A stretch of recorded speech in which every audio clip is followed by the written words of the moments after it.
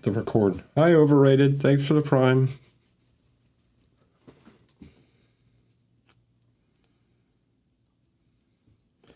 So we get some brown.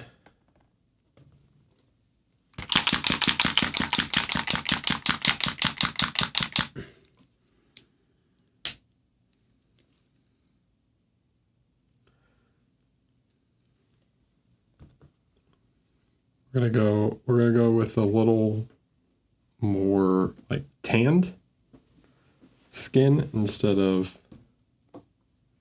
what's going. I have some of the sunny skin tone up here. Hi, Zavi. Okay. So the point of the orange underpainting is just so I can get some how much difference does the underpainting make after you go over it? It doesn't make a huge difference. It adds some tonality to like the shadows, but it's not like so huge that it's a must. I do find that it helps a little though. I want a proper orange. Also, I want clear orange. We can go with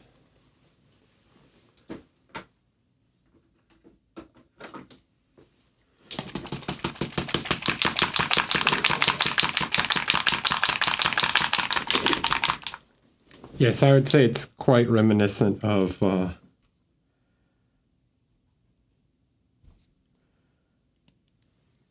Brad Pitt from Troy. Okay.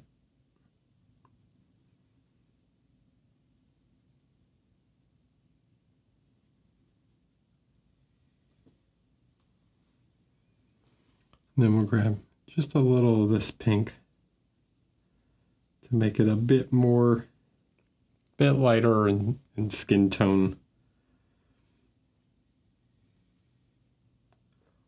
Just a little more orange. Okay.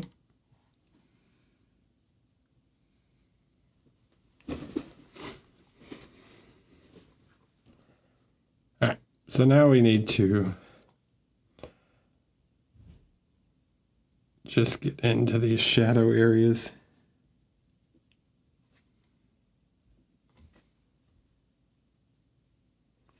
Some places where some of the primer did not reach great.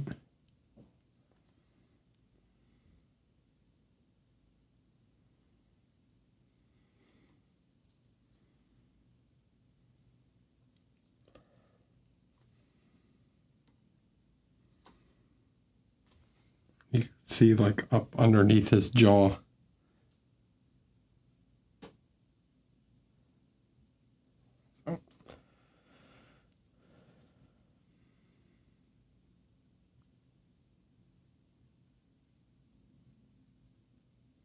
So I want a very sunny, warm kind of feeling throughout.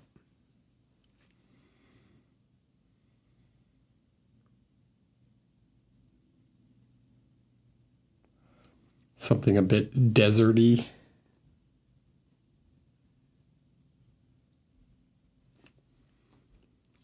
Yes, if you would like to purchase the sculpt, hold on.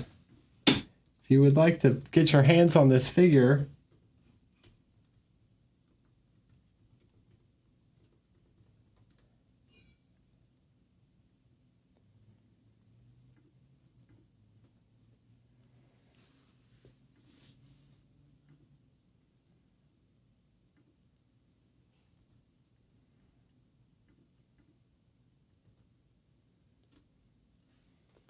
which I think I did the title of the video wrong, but Epica Tales, not Epic Tales.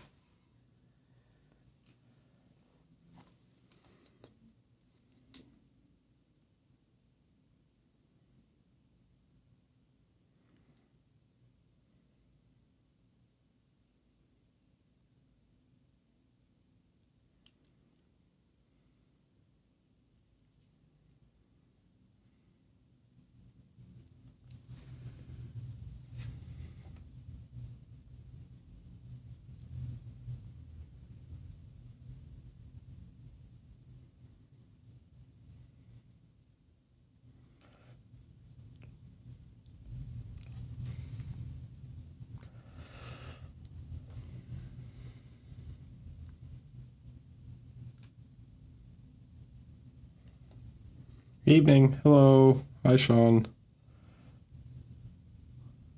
So something, when doing all these little, like, this kind of armor with straps, all kinds of little straps and such, I'm basically going to paint it like the straps are not there, and then I'll go back and do the straps. I find it much easier this way than trying to like paint in between every little leather strap and then have to figure all that out. So just cover over top of it.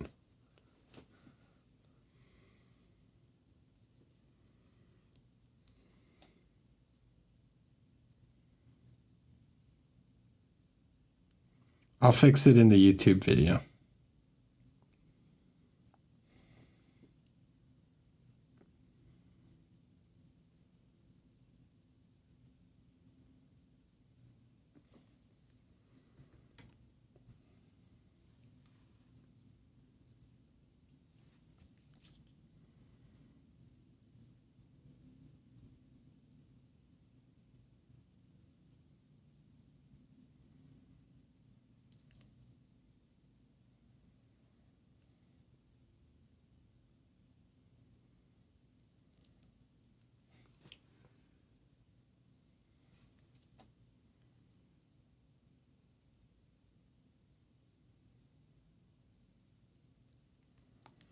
So here I'm just trying to adjust the shadow, right? Because the Zenithal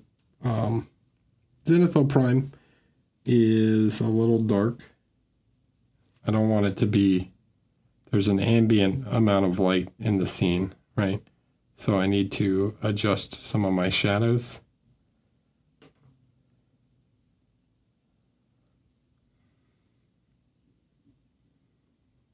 I don't want them pure black.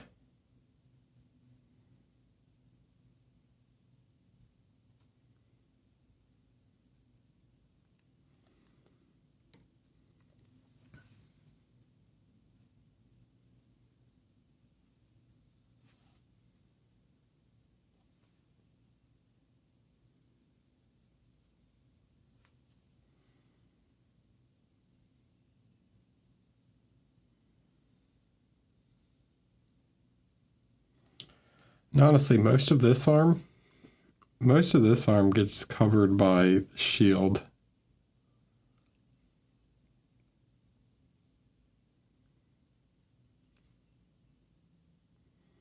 So we can go a little darker, knowing that that all gets covered.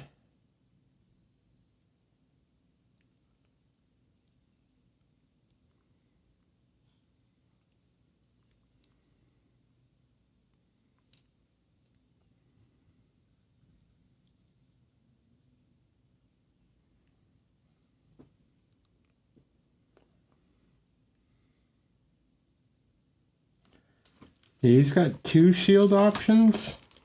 So he's got just like a regular round shield. And then he's got a much fancier shield. So you got the plain round that you could do like a freehand on, and then he's got a much more, come on, focus, much more designed, embossed shield.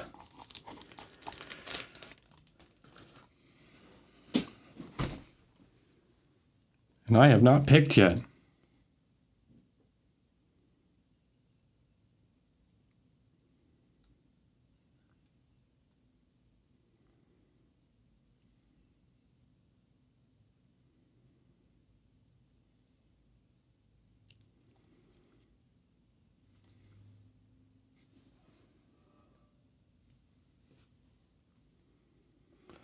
I was thinking the embossed one.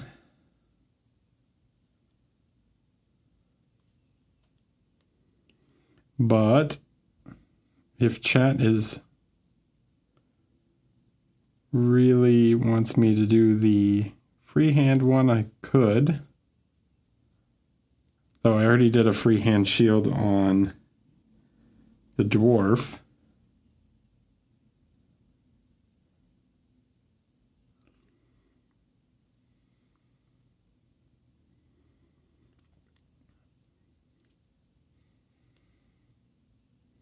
So maybe showing how to do embossed non-metallic metal might be more interesting.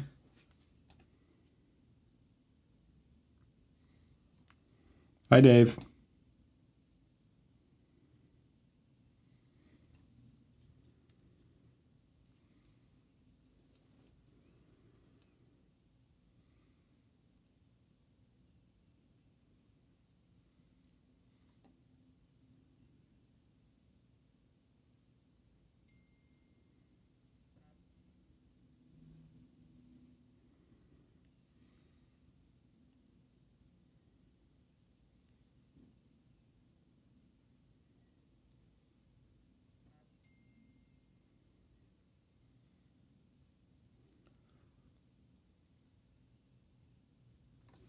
Okay.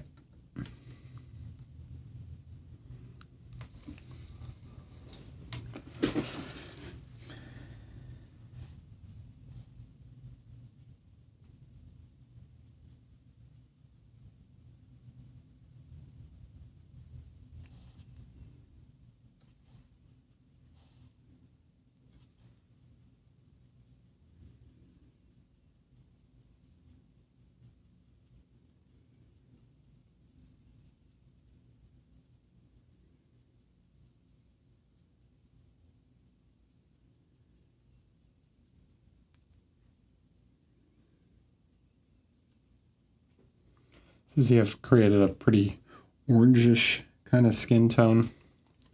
Want to maintain that orange feeling.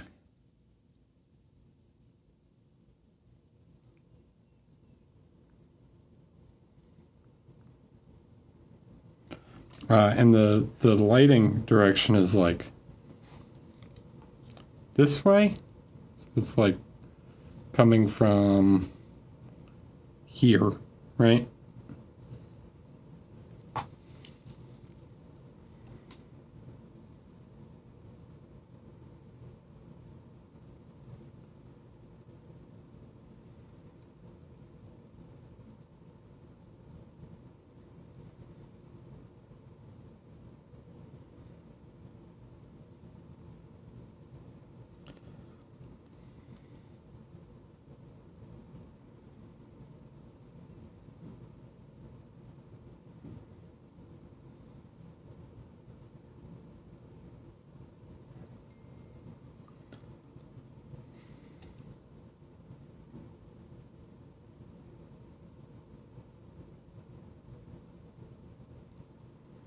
So as it comes around, I'm going to lose some of that color. We'll still get some light on the back of his leg. But this leg in the back here will basically all be in shadow because you can think about the light like this, right? So that whole back leg is kind of in shadow.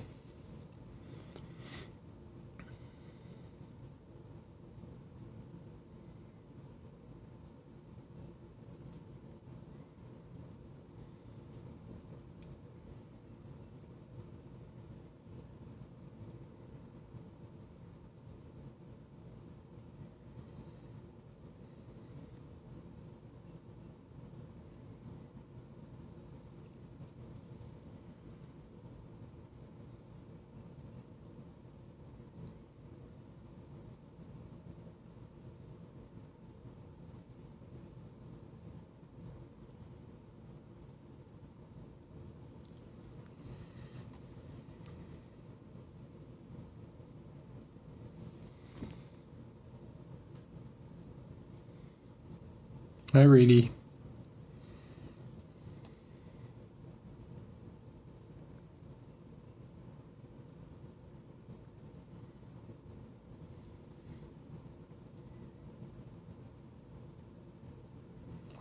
So the lighting direction to me is pretty important. Now, I know that this shield covers some, but because of the lighting direction, some of this arm would probably get a little bit of light on it. If I have to adjust it later when the shield's on, that's fine.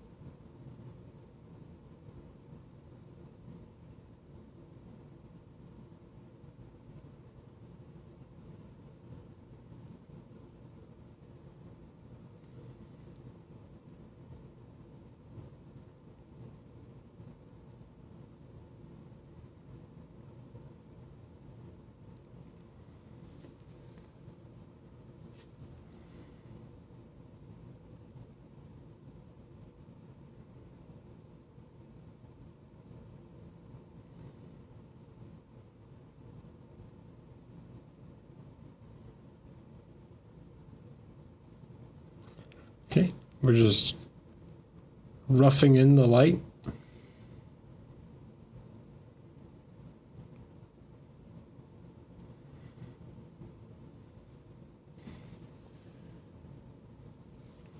Now we need to come back in.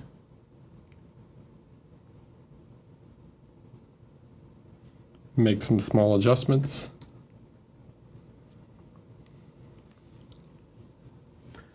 And then when we get to some of the later stages, we can come back in and do a bounce light from the ground, right? Because the ground is going to be like a bright sand, so he'll get a lot of bounce light that comes up. Hi, Lumberjack Tim.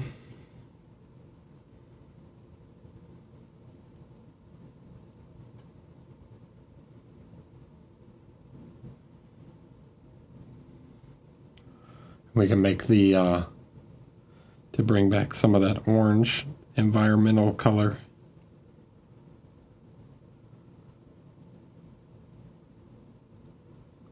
Right, so you can still see some of the orange that because my layers aren't, perfect coverage, that some of that orange continues to show through.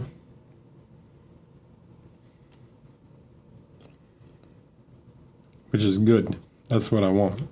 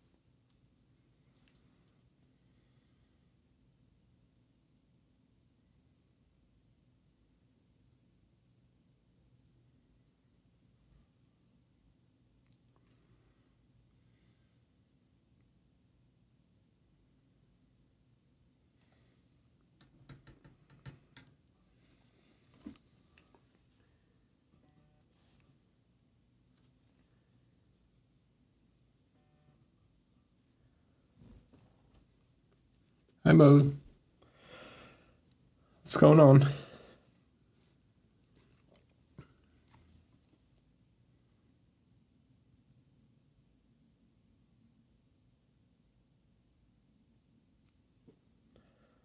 So I'm just going to keep sketching in the light.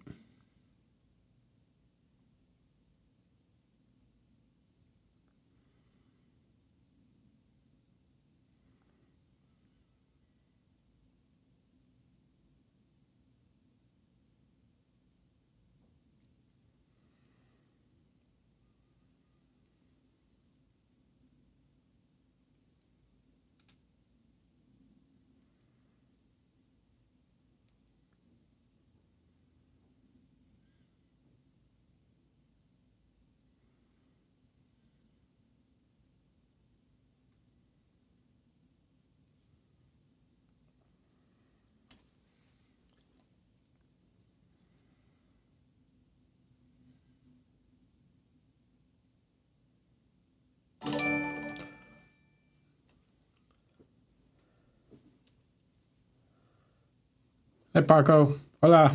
¿Qué tal?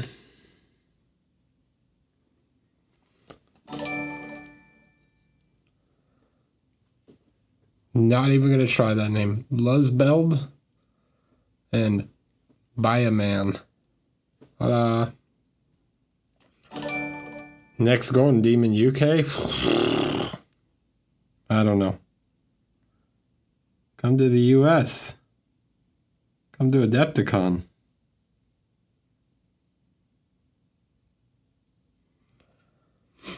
Hi, Mr. Ripper.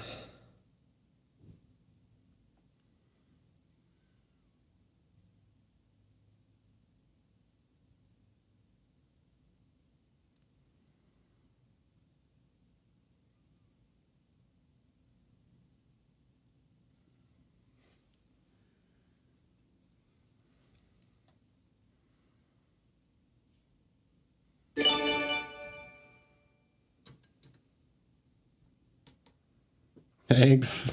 Thanks, Joaquin, for the gift sub. Welcome, everyone. We're painting Akirew. I'm going to post the link again. There you go. You want to pick up this figure? Support Joaquin and Wendy. This is their own. Yeah. That is Joaquin. You want to support their own brand? Pick up this figure. Could do it there.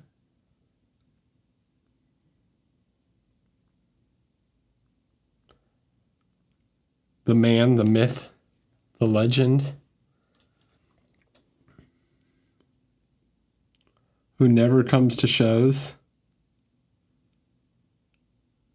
One day maybe we'll get him to come to a show.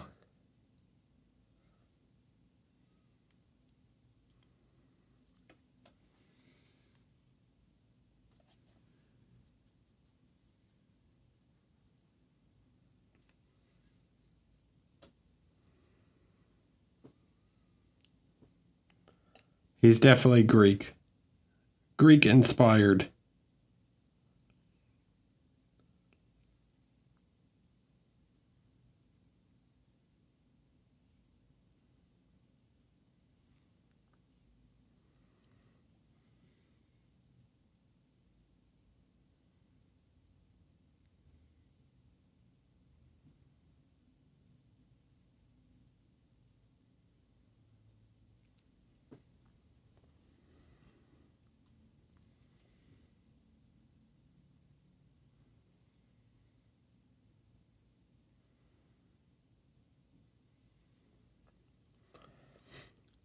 Careful saying it's actually Achilles, because get historical nerds jumping down your throat about historical inaccuracies.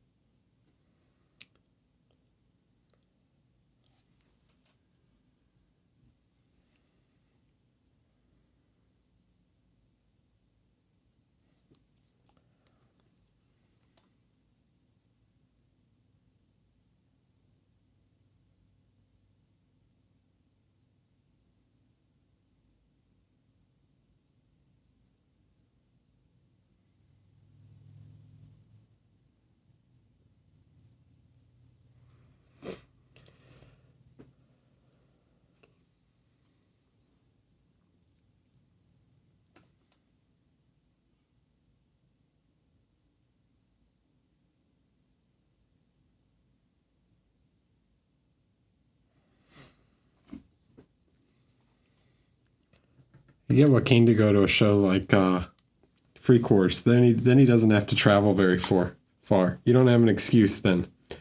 I want a little bit of yellow, just to add a touch of warm yellow to his skin. Not a lot. I don't want him to look like a Simpsons character, but just a little bit to add some of that sunny warmth to his skin.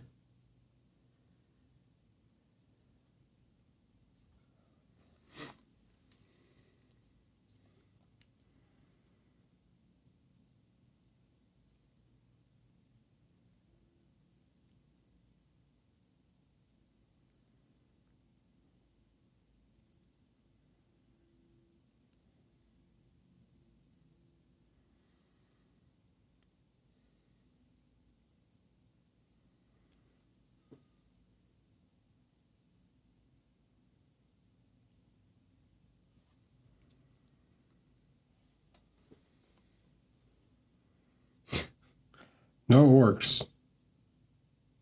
I'm done with orcs. I'm not done with orcs.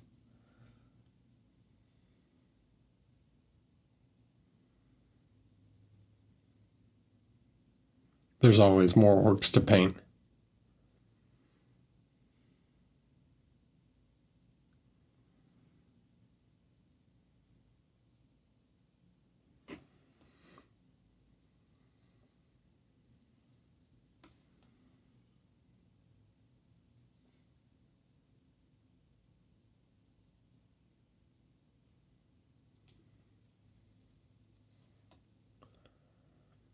Did you finish your works, Dave? Is your kill team done?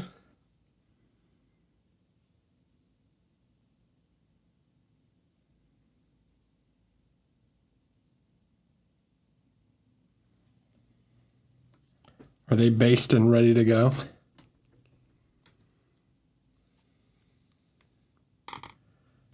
Switch to a newer brush.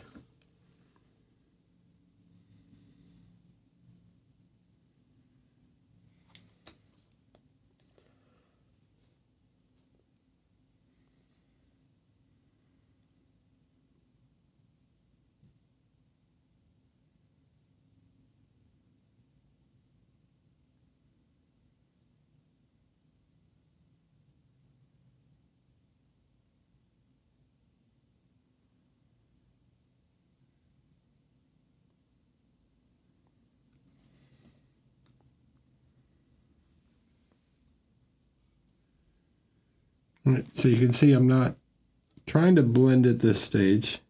And you can almost see that I'm like painting a kind of skull shape. Like if you think of the underlying skull, it's like I'm painting I'm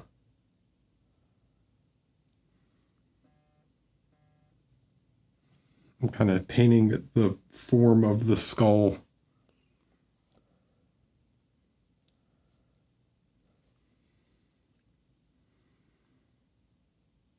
SMC does quickly approach. Don't remind me.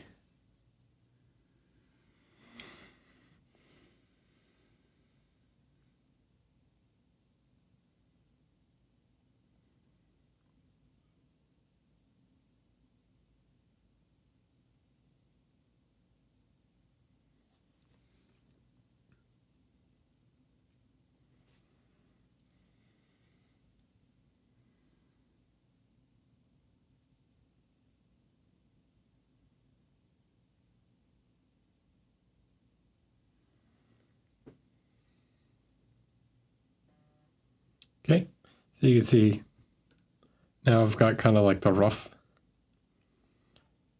shape of the skull.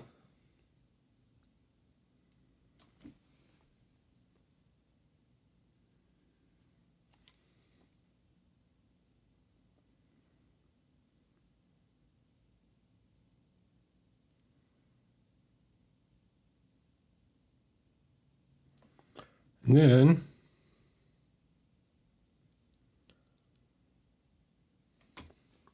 so now that we've got basically the rough light sketched in, right? So the back leg we know doesn't really get light.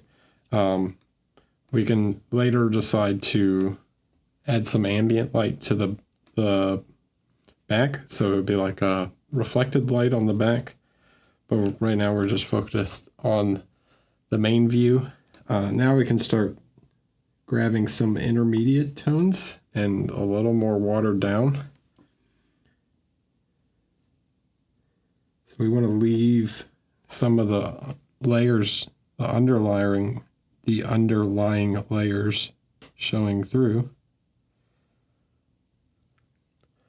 Can start to soften some of these transitions using thinner layers and slowly basically blending the skin together.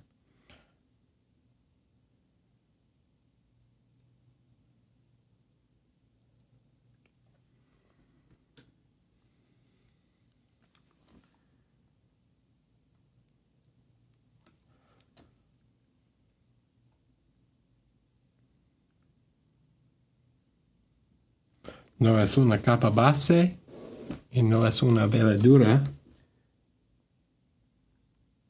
pero es una pintura detrás de dos, right? Huh? How was that? How's my Spanish?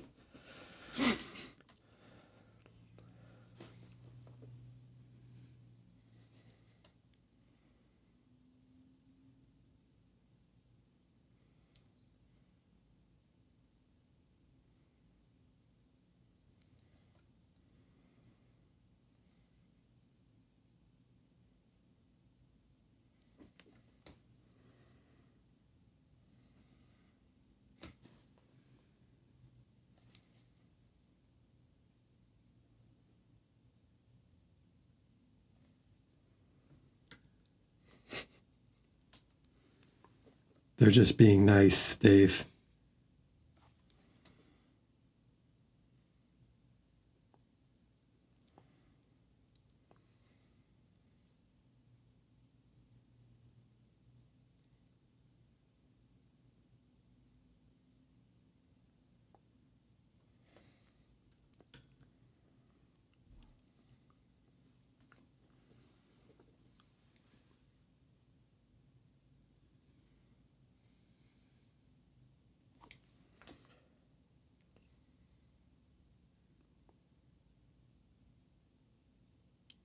And another thing I want to do is I want to connect the muscles here where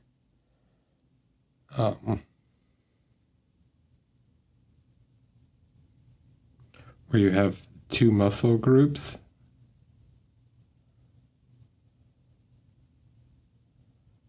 I want to try and bridge the gap of some of these so that you create the sense of the skin being stretched across the muscles as opposed to like just seeing the underlying muscles, right?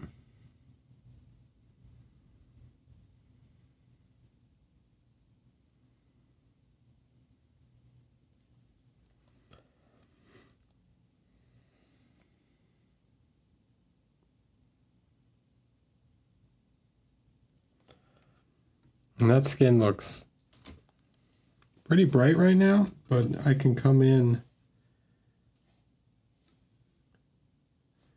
now if I want. I can come in with something like this and water it way down. Right now I'm making an actual glaze.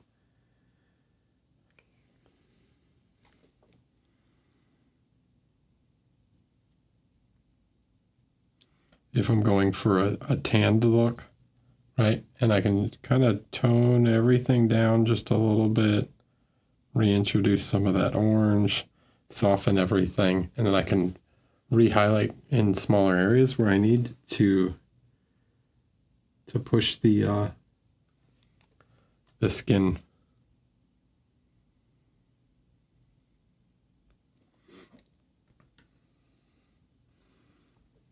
I have to be windy. I have to paint so many figures.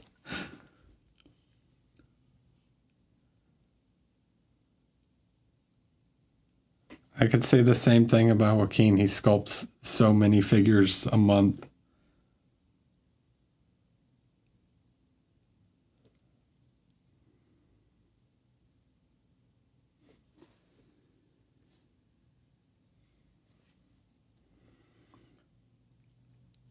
Joaquin, how many figures would you say you sculpt in a month or a year?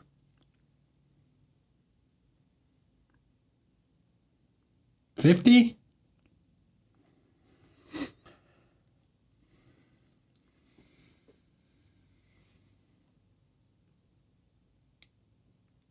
Yeah, 4 to 5 a month. That's about what I do for box arts too.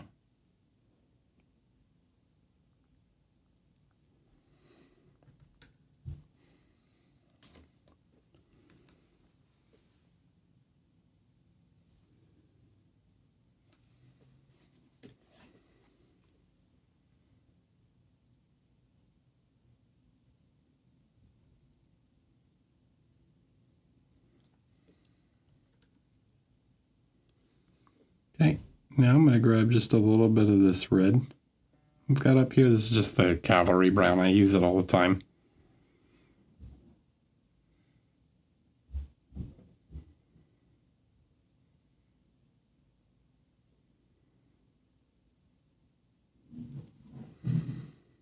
Just add some of that reddish tone.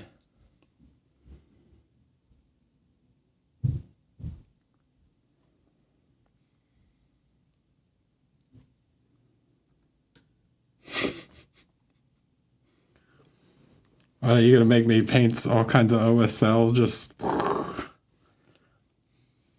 I'll paint a reflection of a horse, a giant wooden horse, and his armor.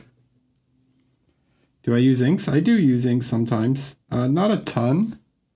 Most of the time when I use inks, it's through the airbrush because I don't particularly like how shiny they can get when you're using them with the brush, and they can really change the finish, and then you have to go back with the airbrush anyways and matte them back down.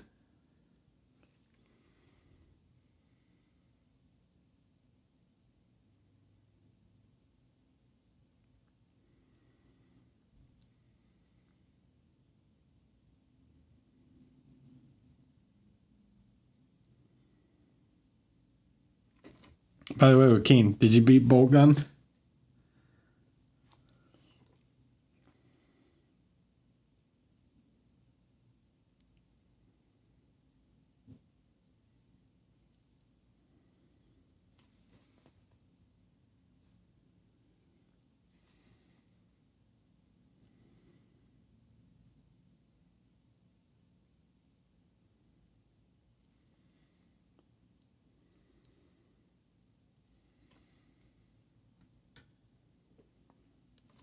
Okay, see, so whoop, zoom in. So it's getting smoother, right? But there's still some areas that need refinement.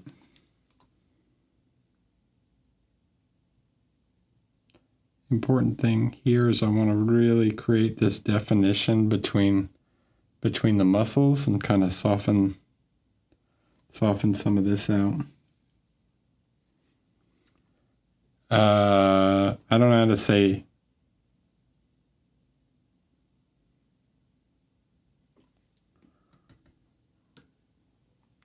Terminaste Bolt Gun, right? The game. Did you beat it?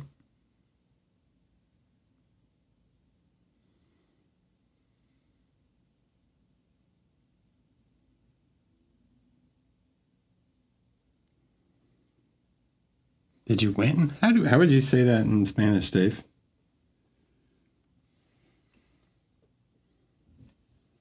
Ganaste? Ganaste, Bolt Gun? Would you say it like that?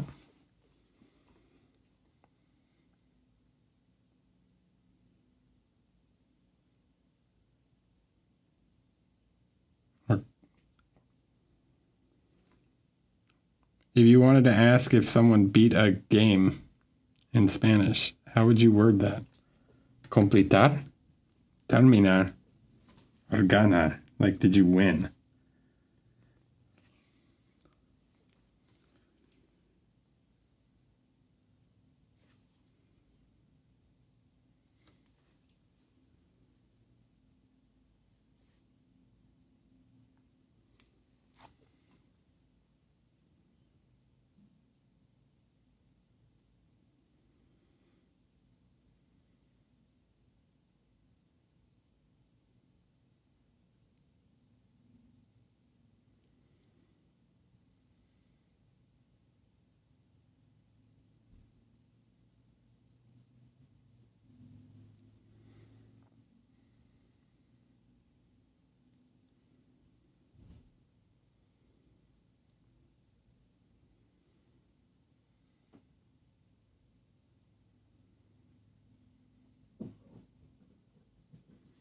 Entiendo.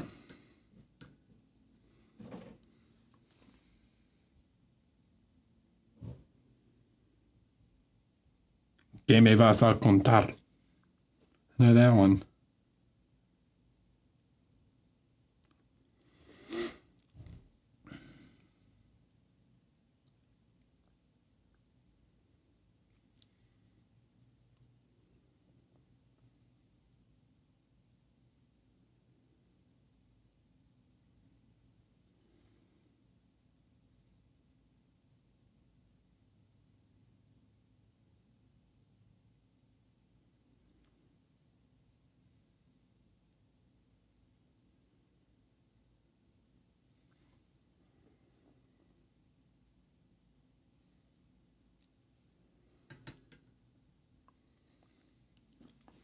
Okay, so now I need to come in with this really dark color. So I'm going to mix some of the brown and orange, get a really dark shadow.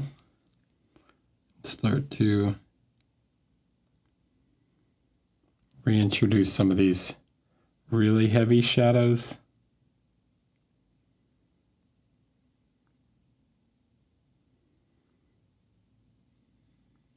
Thanks, Wendy.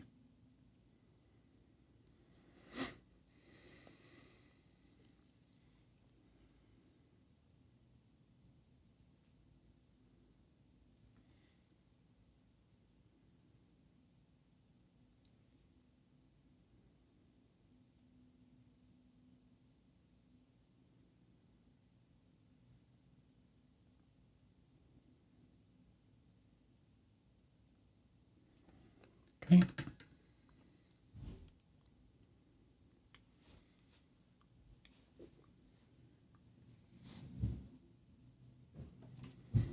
It's from carrying the whole, what is it, Thracian? They're Thracians, right? It's from carrying the whole Thracian army on his back.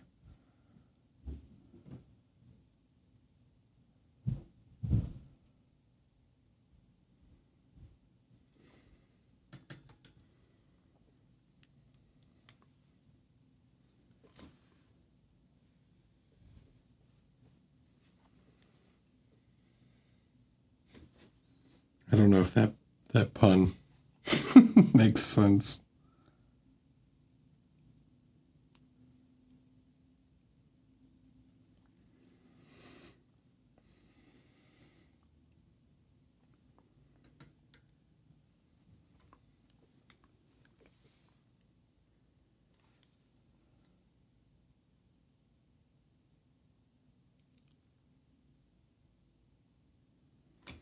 Okay, so now I want to put a little bit of yellow, some of this ivory, right? You get like a real light yellow. This will really punch a final little highlight into the skin. Give that sunny reflection. This can be real small, but it's going to make him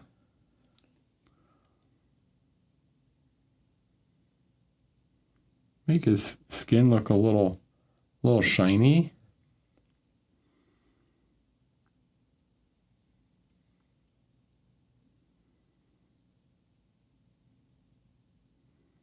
I don't want to do this everywhere. I just want a few spots.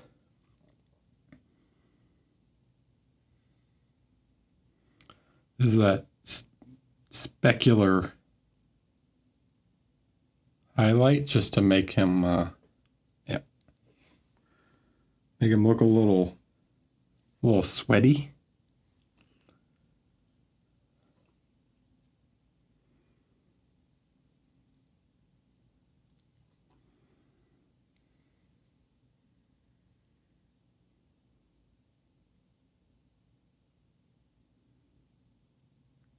Hey man, maybe someone oiled him up beforehand. He's got a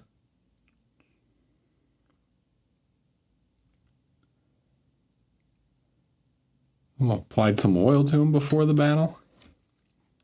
All right, so there you go. Right leg.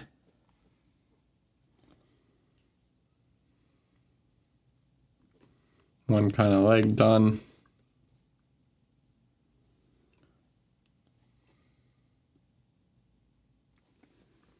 Can always make more smaller adjustments later. Blend a little more in certain spots. Maybe I want to introduce some more orange to the shadow, like the shadow side. I can also do like a bounce light, but let's move on to the next. Okay. Old man time.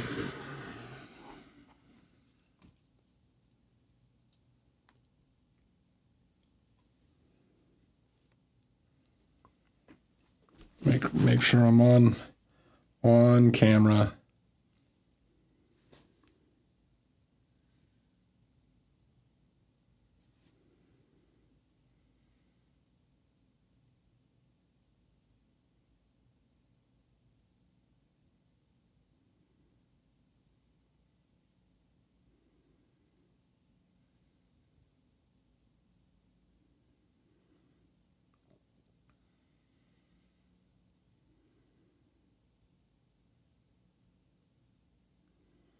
I probably do too. But I can cheat and look at I have a television screen right here that zooms way in. So I can use that as to cheat and zoom in even further, see smaller.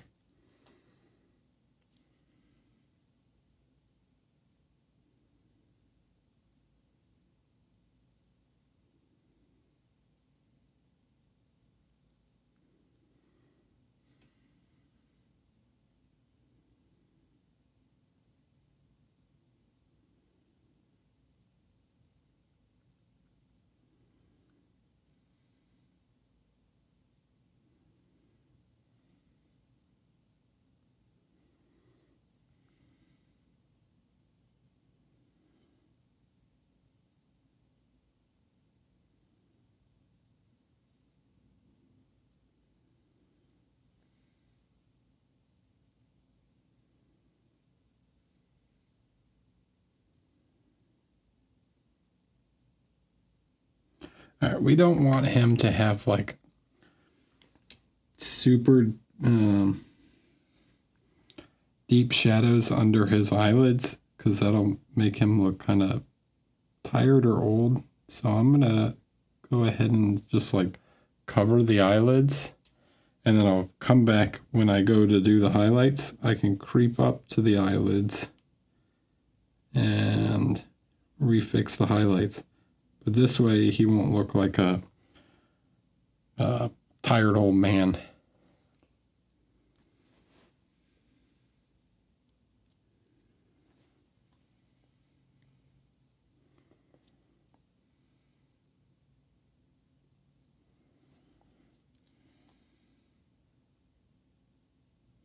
He won't look like Joaquin and I with bags under our eyes from doing 5 models a month.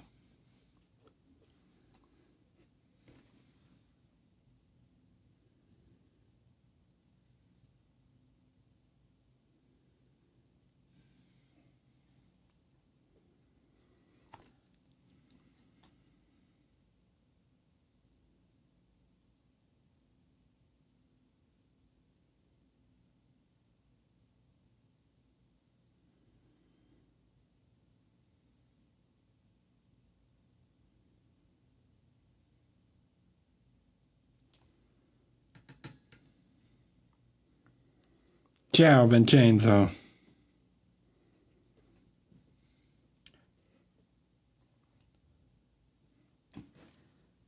I bet Joaquin would send you one.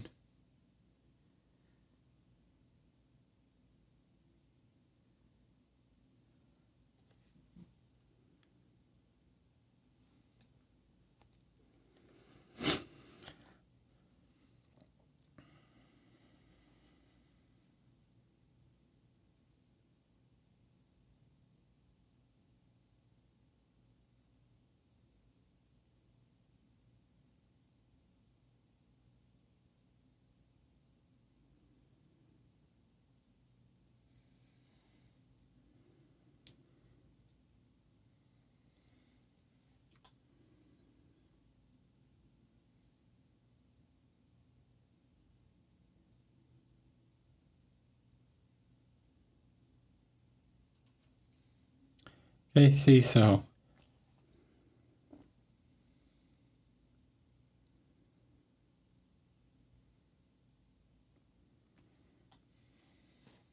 I'm good, how are you?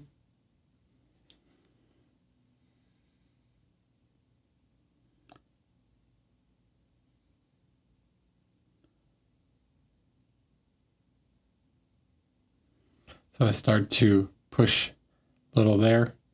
You see the, I don't remember what it's called, but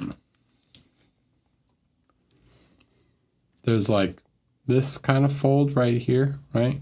So I want to make sure I get this one.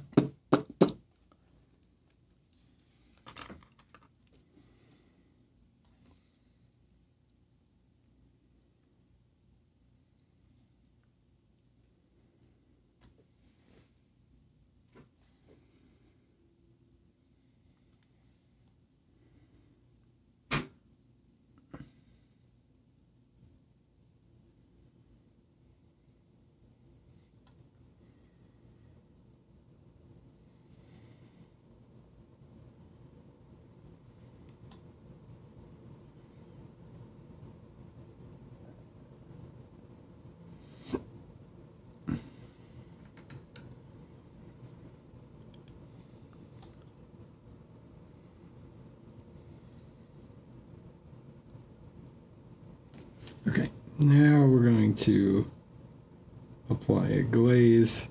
We could refine the sketch a little bit. So now I can kind of glaze over top. This is going to knock everything down a little.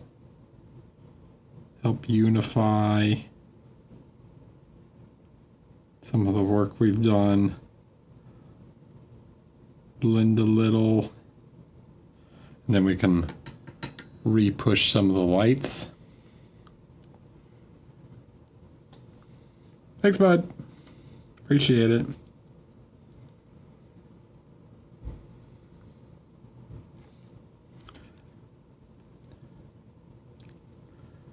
Hey, your Galen came out quite nice, by the way.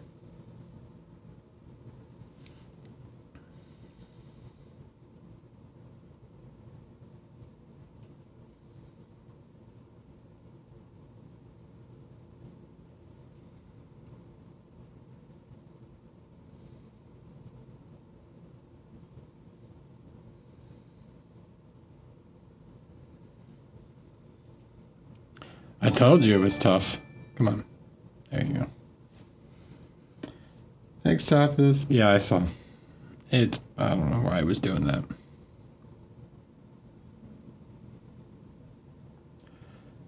Yeah, he's got some pretty tough volumes and things. What am I? Here. Come on. Trying to adjust the camera so you can see his face better. I haven't decided. It seems the chat wants me to do the embossed shield.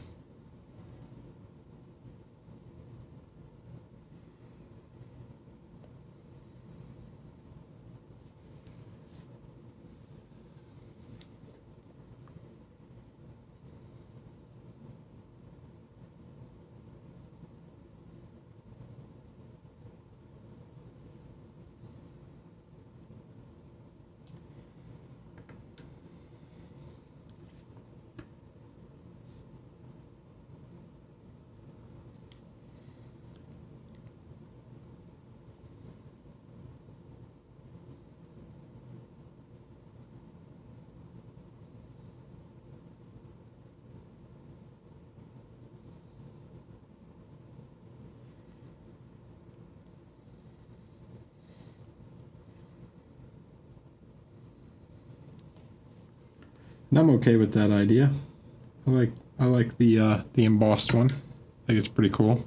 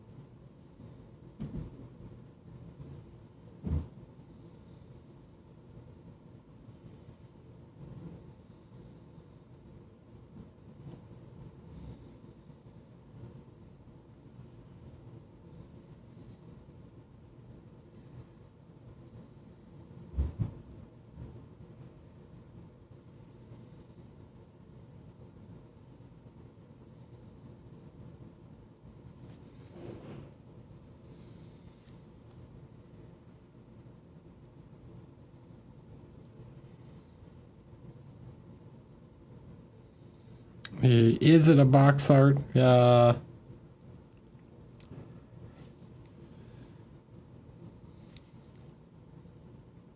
Maybe?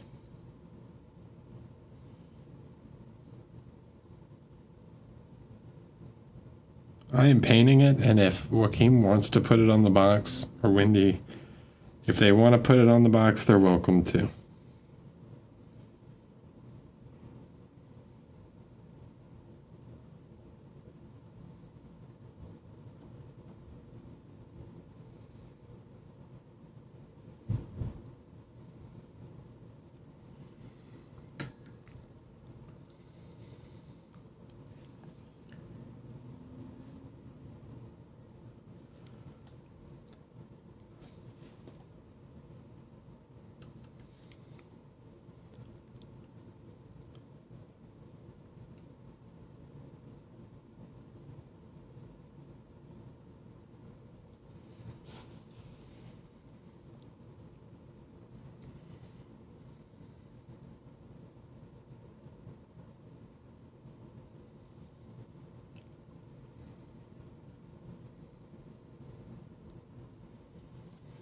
Okay, let's, I'm gonna grab a little bit of gray, something like this ground brown.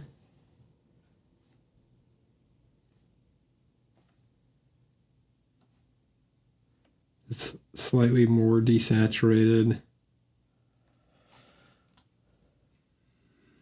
I'm gonna try and get back in here along the jawline just to give some shape to the jaw so his face doesn't look quite so skinny, but the desaturated tone is gonna help to not make it look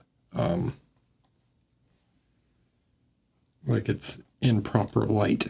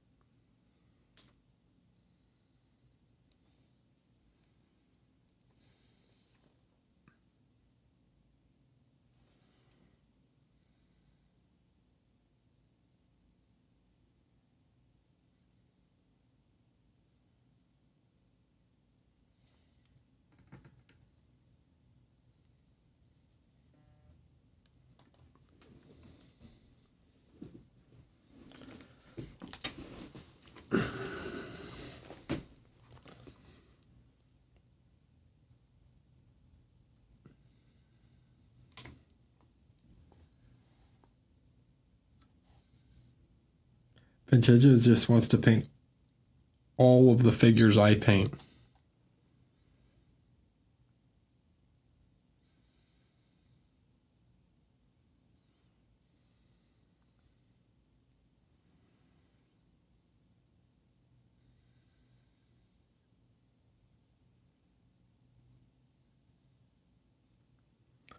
started at this think we have very similar taste in figures.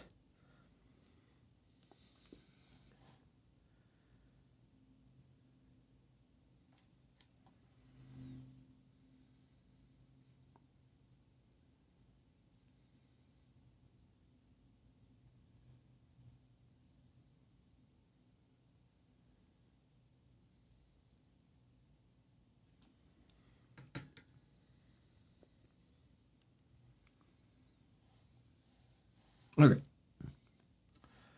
Let's grab some of this guy. Whoa, what is that? That's a raid, right? No, that's gift subs. Thanks for the gift sub, Wendy.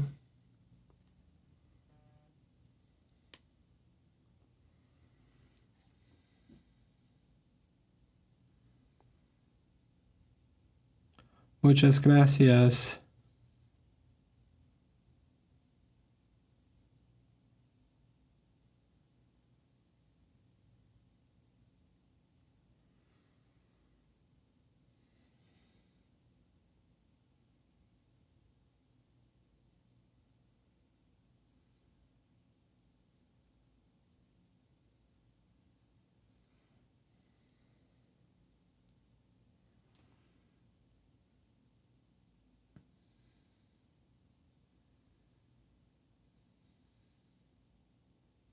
All right, so for the final lights here, right?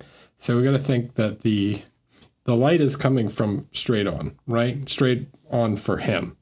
But the figure is kind of more meant to be displayed like this, right? So the light's coming like this, basically in line with the sword, like so. But this is the way you view the figure. So for the final highlights, these specular highlights, right? They're like the shiny highlights like this, right? Or like the kind of sweaty highlights. I want to push those. I'm going to move those a little more forward, right? So instead of putting them straight on, I'm going to shift them slightly to the front. Like here on the cheek, right? And on the chin, slightly more on the right side of the chin. And that's because the angle changes on specular highlights.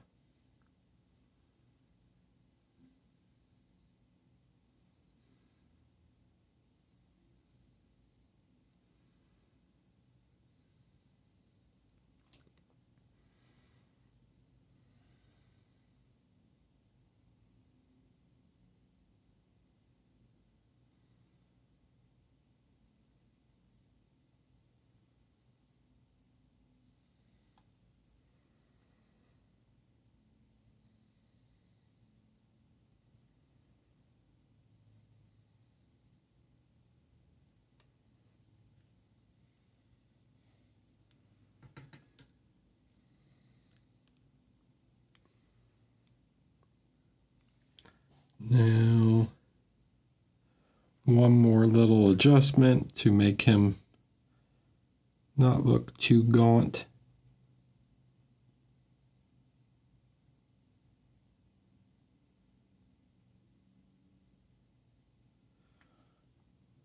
I don't want his face to look sunken.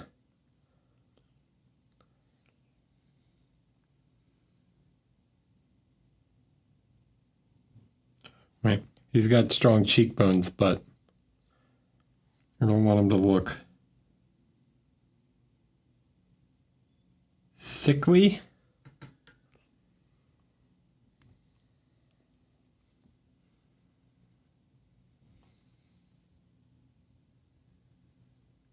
So I will slightly tone down some of the shadows so as to not make him look really, really thin.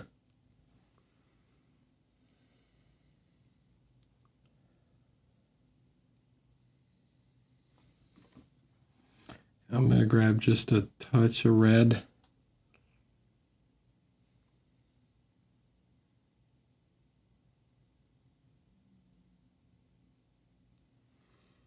Just glaze a little bit of red on the lips. Not a lot.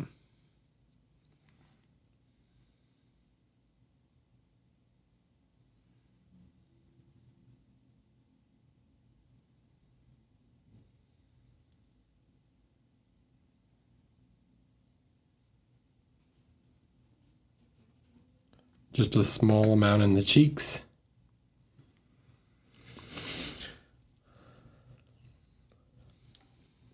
Okay. All right. Now, do the other side.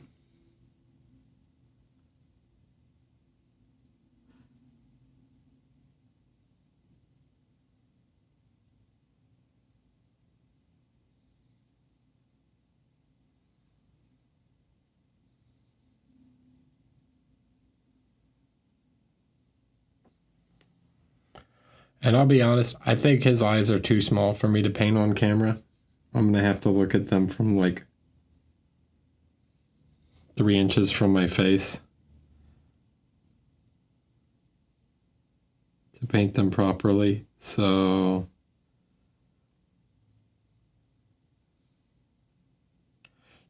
you guys have seen me paint eyes before.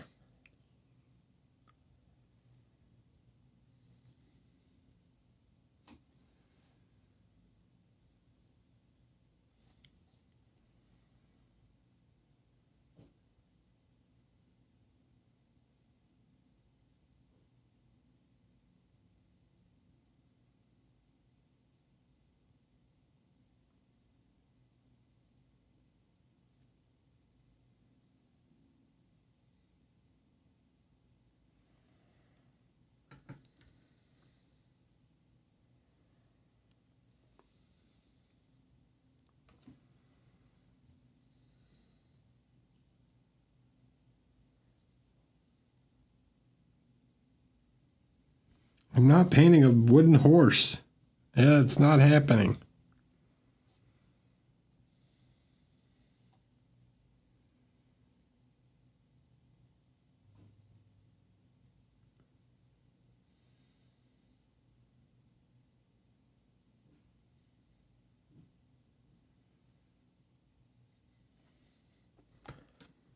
Okay.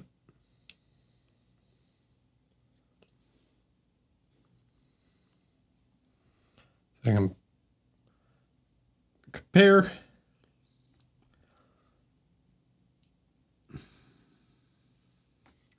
Now, the only thing I'm seeing is I'm going to grab just a tiny amount of the orange.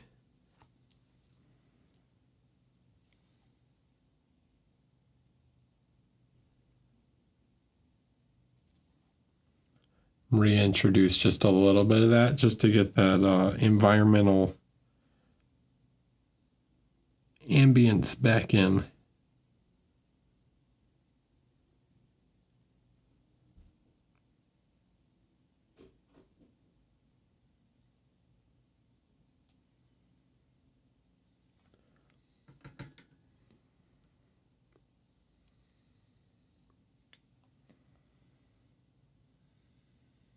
Cool.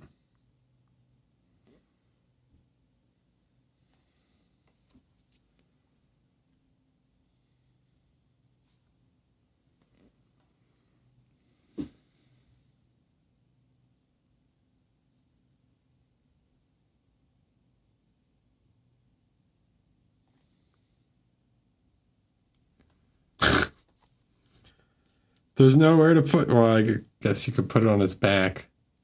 But how am I supposed to, I can just make an arrow. Here you go. Just grab a pin and we'll just stick a pin in his foot.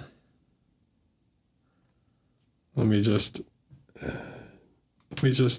drill a hole real quick.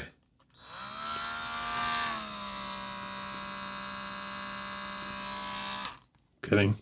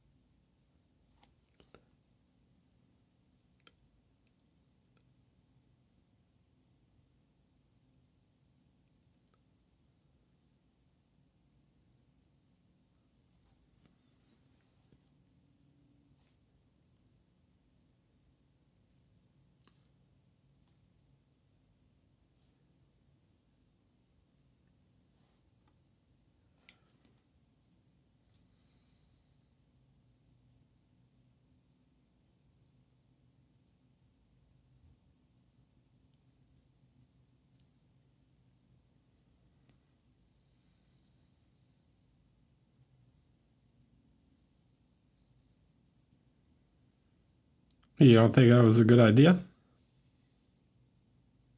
This is a cast. I don't know who did the casting for this. Because it was really nice.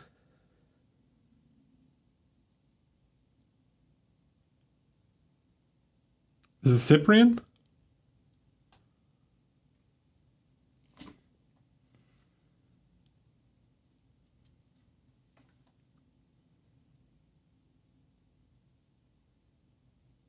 Really?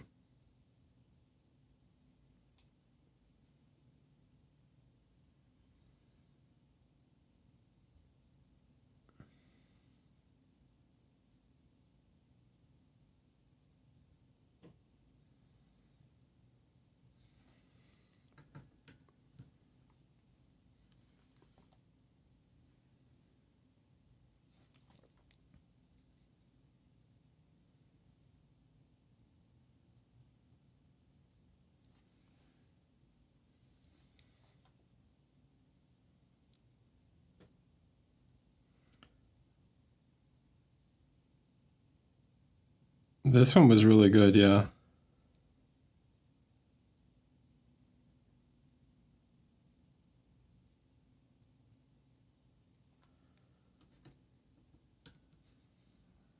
Not always.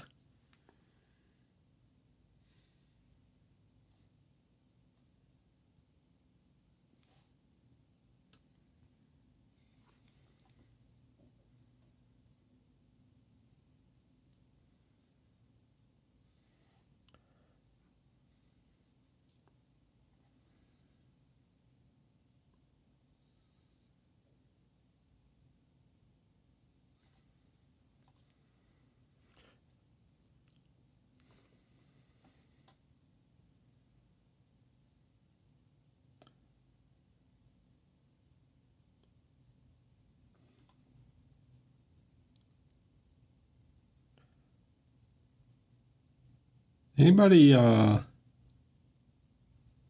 know some people, quite a few people probably bought the Thinker and Fencer from that Victor sculpted.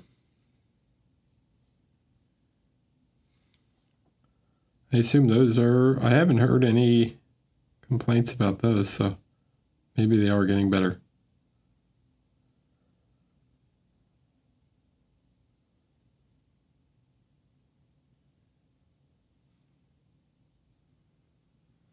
Yeah, the one Alfonso did the box arts for. I'm curious how the cast is on those.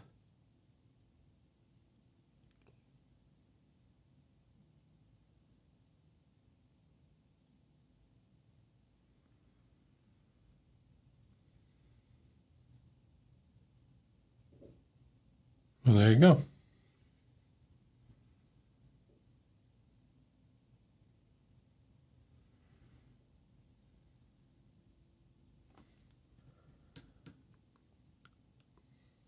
Cyprian was making everybody look bad.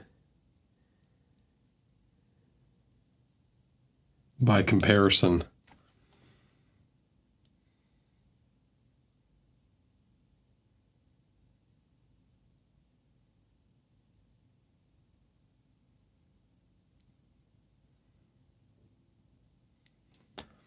All right, so while I'm here, I'm gonna go ahead and take some of this, some extra orange, some of this guy, some of this guy, right? We'll grab a little yellow too while we're at it, just to give it some coverage. Well, normally yellow wouldn't, but that yellow does have good coverage.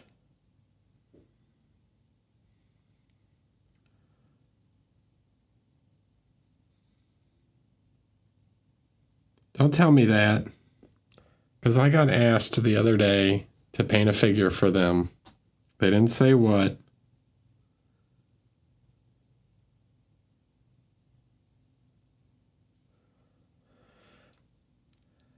Pero no tengo tiempo.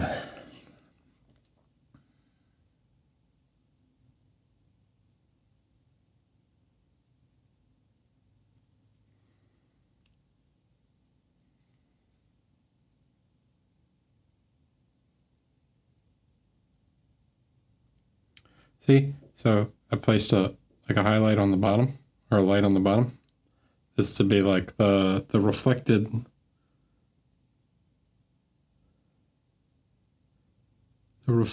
light from the ground. And what we could do is, if we want, if it makes more sense to paint a reflected light, you can actually just like flip the figure over.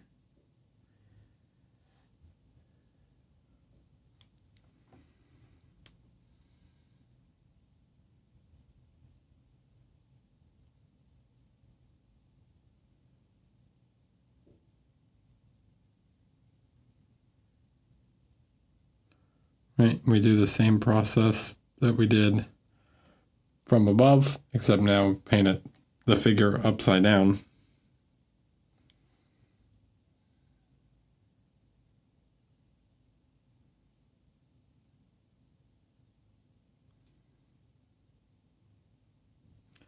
I find some people, it's easier to understand volumes coming from above, right? So people, we tend to paint this way, where the light comes from above. But if you want to simulate the light coming from above, right, you can flip the whole figure over, and then guess what? Now your volumes are facing upwards.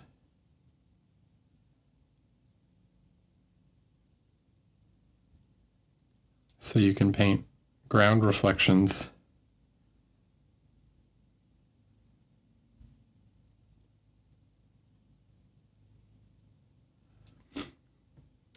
as if they were normal.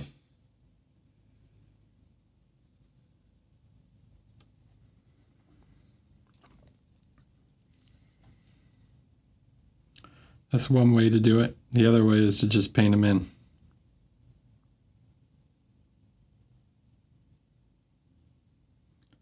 But if you find it's easier to paint the light from above, right, you can do that.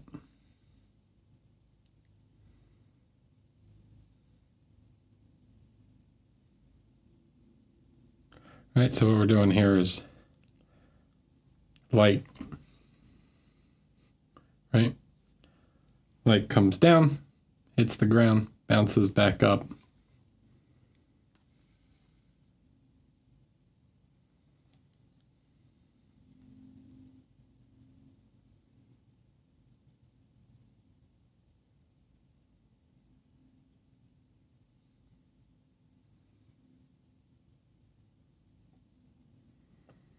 We don't talk about the Conan bust.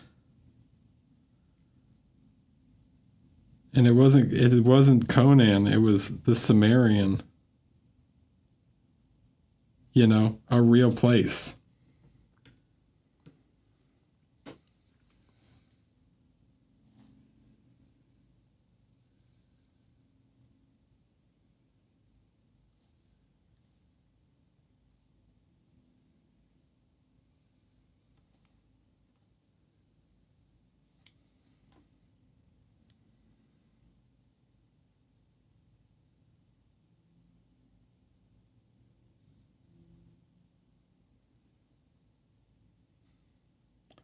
And add a little orange.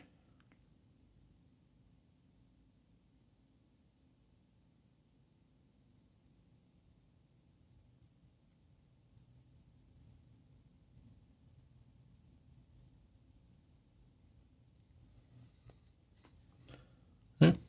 See?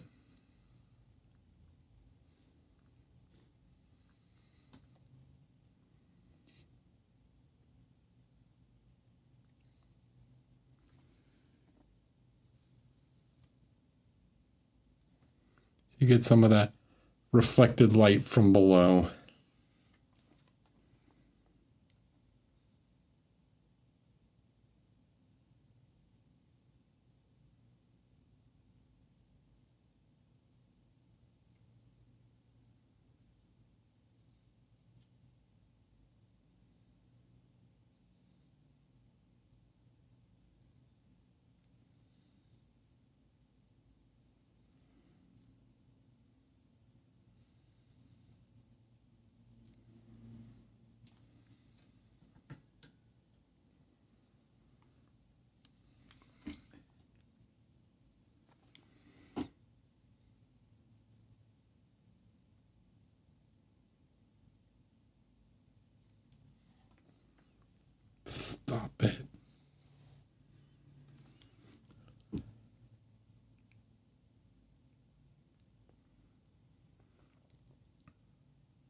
No, I use the new game color. I mix and match, man. I'm all about everything, right? So whatever works well. But I do like the new ones quite a bit. Like they're a little more matte. Really, they just function like model color now, and they're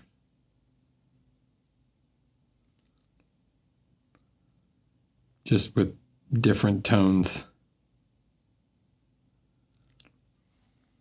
Okay, see? So now we pick up some of that on his leg, so you get some of that reflected bounce light on the back of his leg.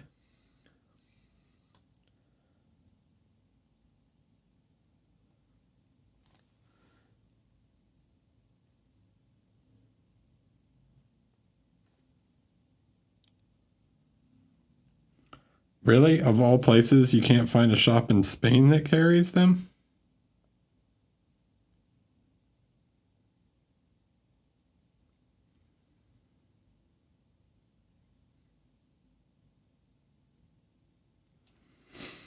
Seems odd. All right. My foot is asleep.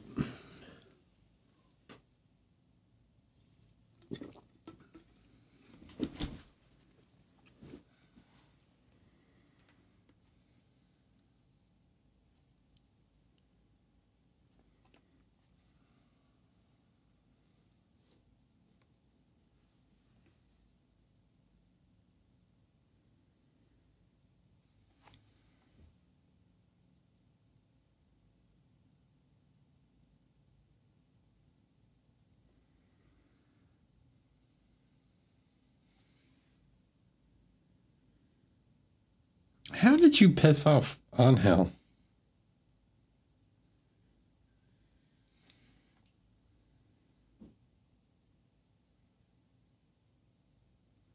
He's a nice dude.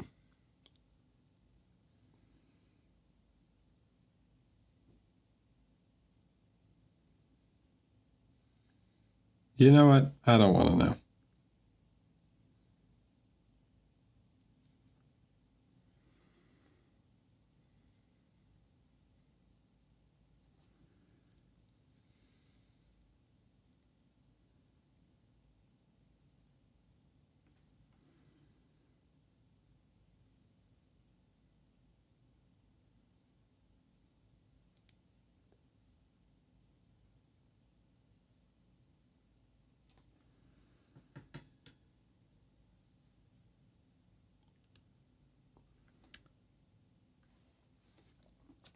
Oh, really? I didn't know that.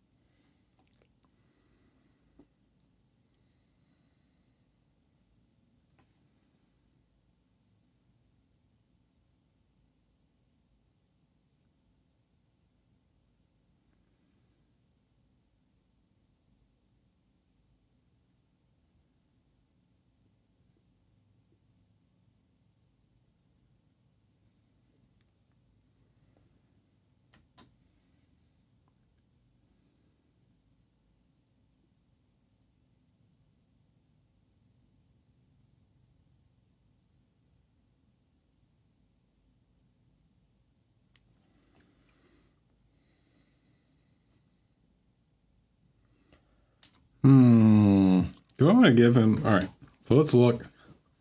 If the light comes from here. Okay, we're doing the light this direction. All right, so we have to figure out where First, we need to enhance the light overall on his shoulder.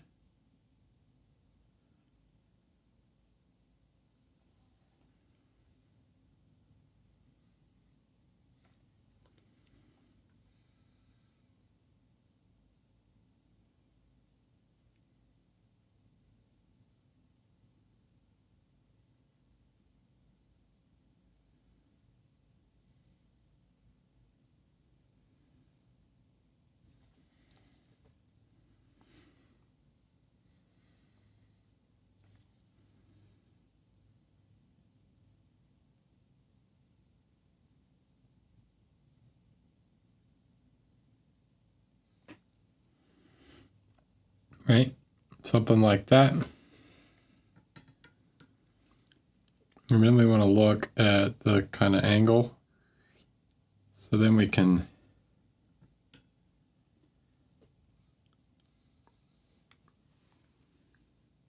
business is business, baby.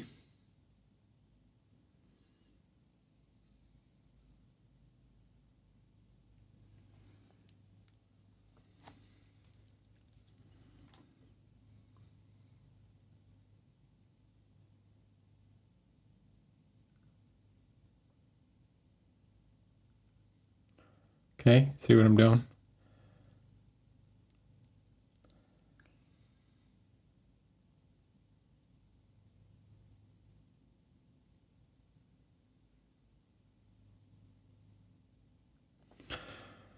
Los sombras folletas.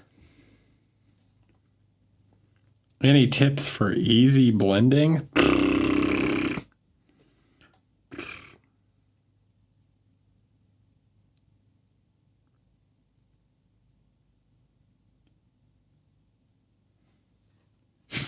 Don't, yeah.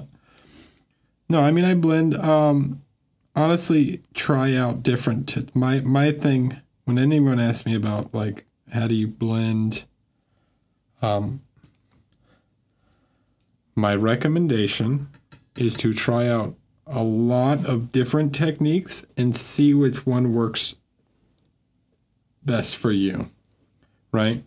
Because everyone is going to be more comfortable with, they might find one technique more easy than the other, something they're more comfortable with.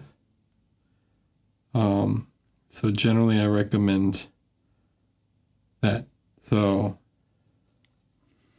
I like a lot of layers, but some people like glazing more.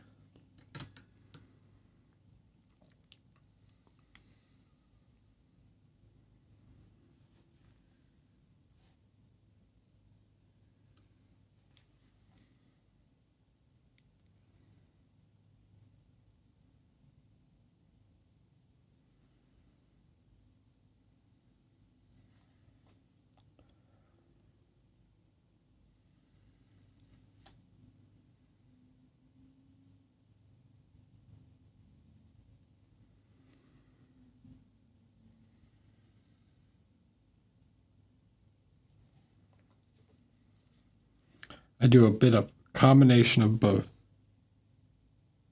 but generally just thin,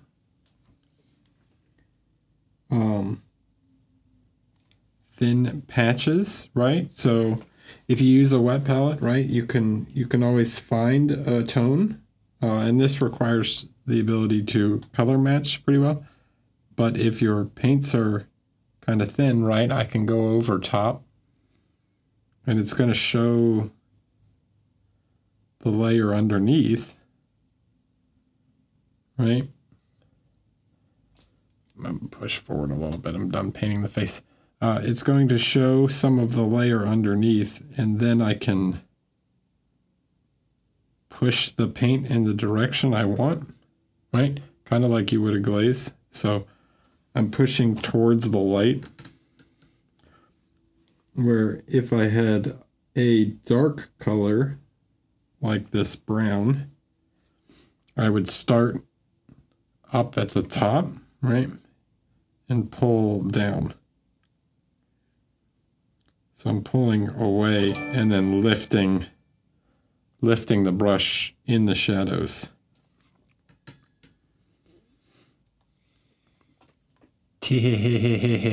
Hi, welcome.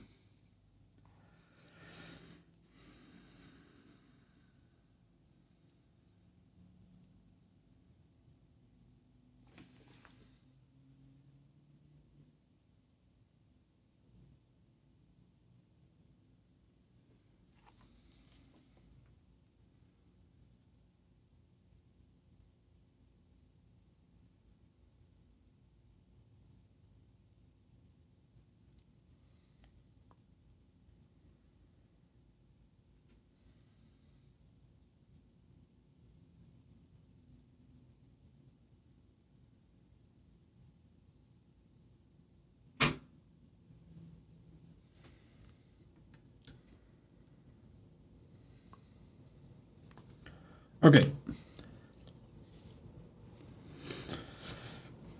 So I have like a rough idea of the skin. I still need to do the back and all of these parts, like these really small parts in his feet and everything. But I have a rough idea of that. So I'm going to go smoke real quick, grab a drink, use the restroom, and I will be back in a couple minutes. Voy a fumar. Okay. Here's what I'm going to do. Just because I want to get some extra color on the model, just to get a sense of the scheme.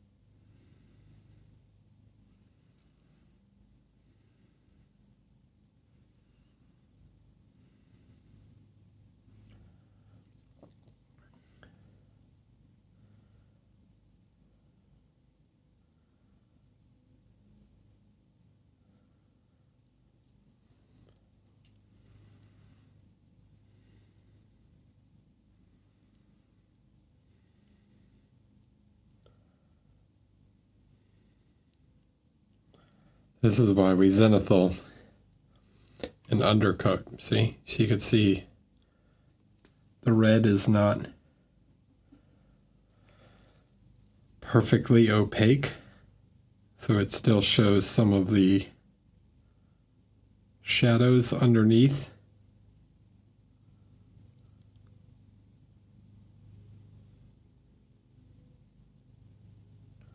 In the orange, it's going to make the red appear a bit more red instead of if we were painting over top of white, a white zenithal, it would appear a bit more pink.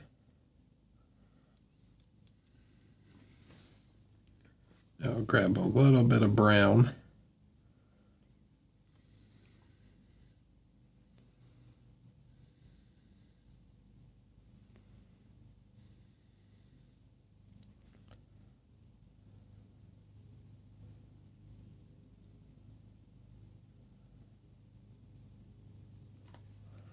Okay. So like that, the red.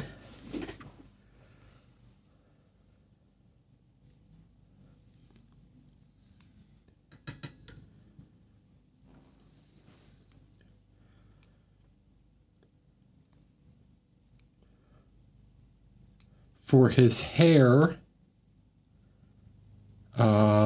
I think I want him to be blonde. So actually the tone that I already have is pretty good. I'm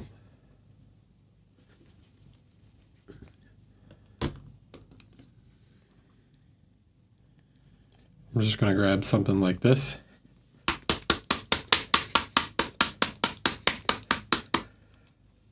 I don't know if I want him to be like a platinum blonde or not.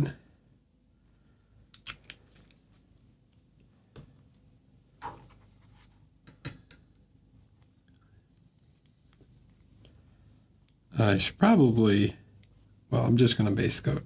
So I'm not too worried about messing anything up when I have to go back and do the armor later.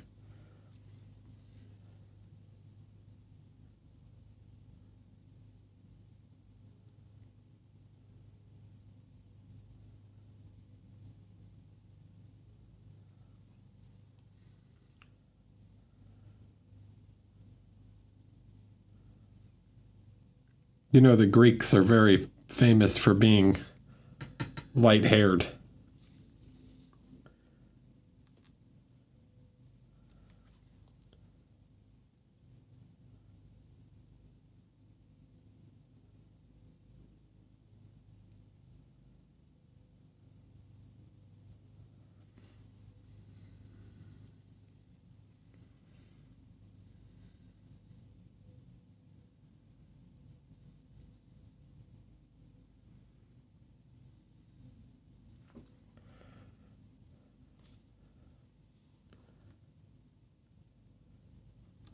Just like all those light blonde Spaniards also.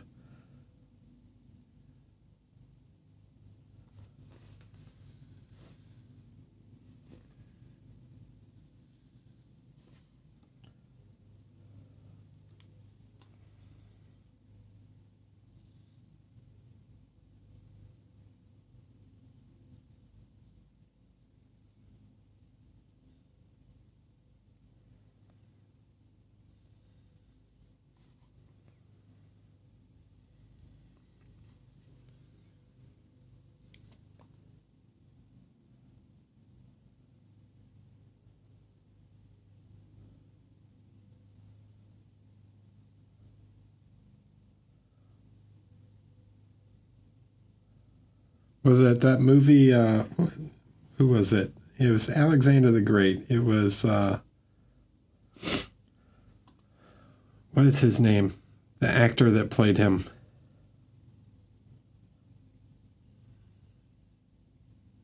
Was he actually described as blonde? Okay. In the Iliad.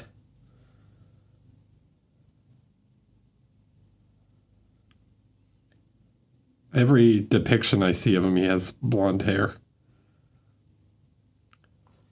Colin Farrell. That's right. Brad Pitt played Achilles, but Colin Farrell in Alexander the Great was like platinum blonde. Like bleach. And everyone complained.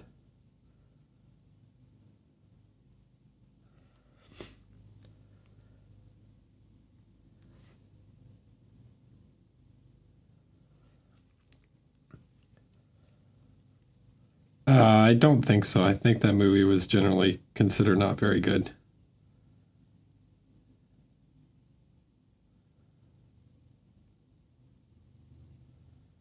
I think it came out around the same time as Troy also, because movies like to do that.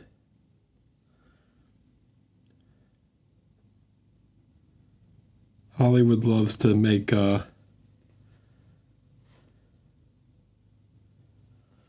very similar movies at the same time.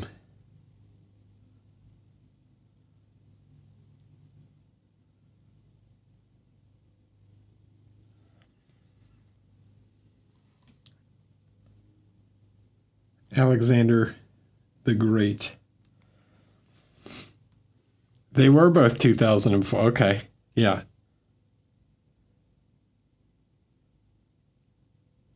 I love making Troy and Alexander, yeah. They both came out in 2004. That was like, what was there was Deep Impact and Armageddon came out like the same year or a year apart. And then I feel like there was two Volcano movies at the same time.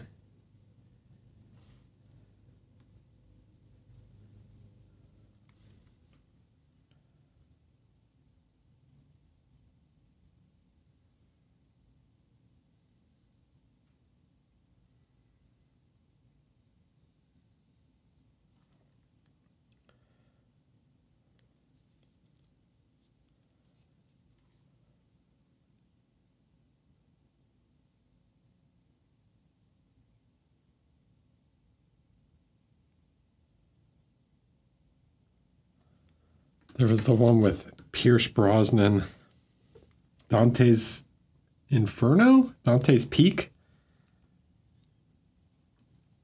Wait.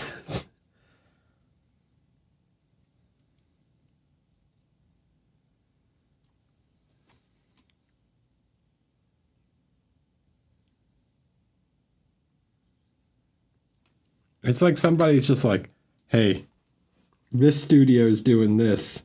We also have to do this.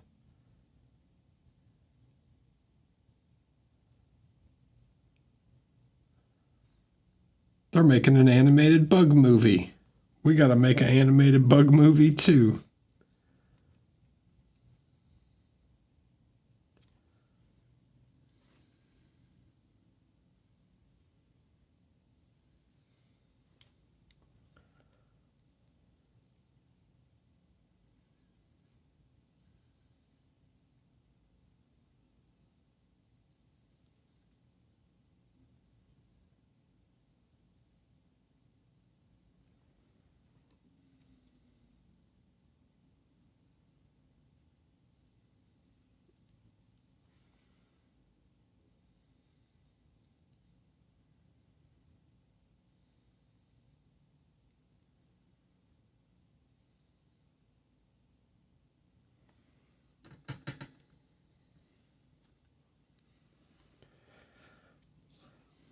All right.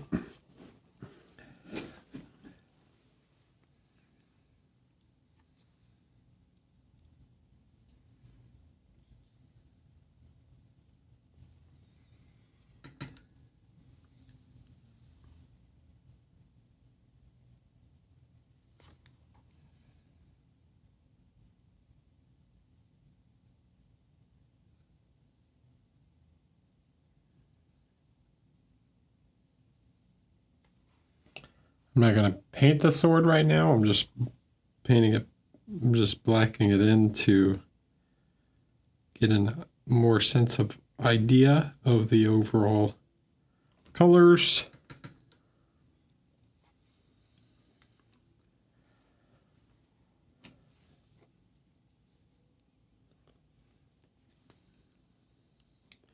So this is going to be, I think, gold. Maybe this is white. I might do a little design on this also.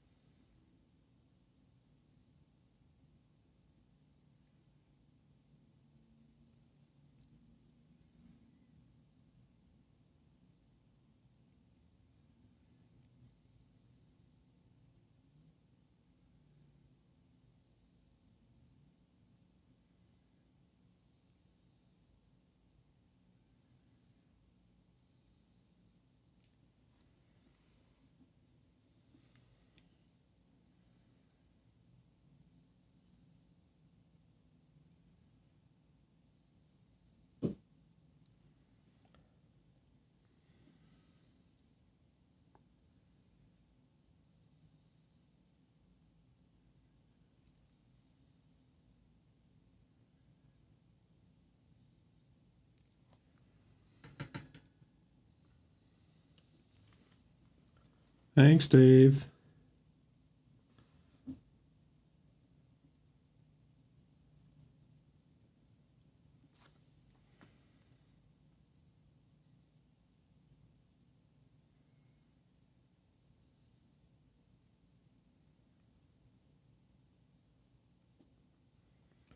You're running out of direction? What are you working on?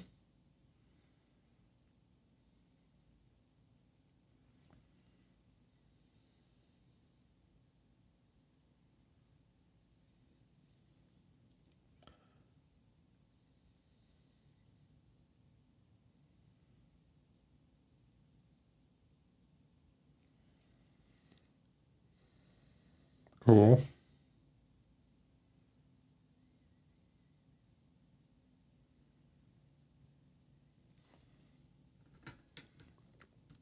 All right. So I'm roughing in the light for the red. I'm not, this is going to get toned back to a more pure red.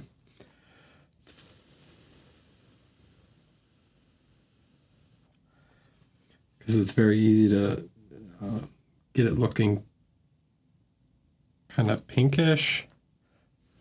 And I don't want that. But I do want a strong light on it.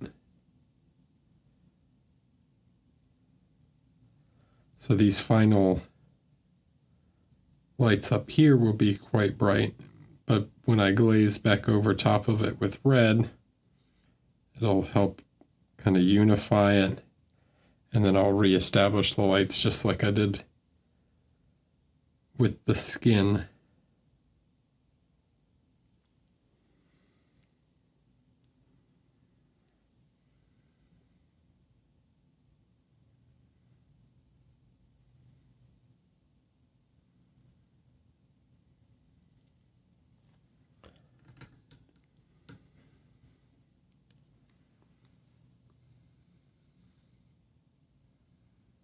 Okay, see, so how thin that is. See how thin?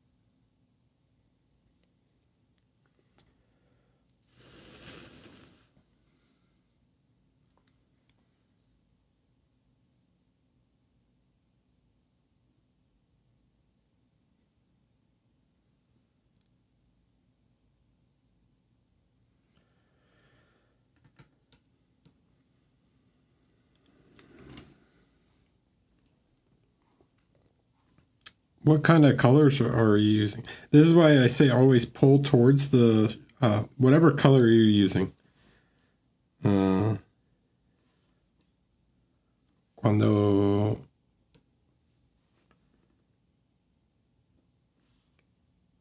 pintas con un color oscuro, los pinceles pinta en la dirección de los oscuros, ¿sí?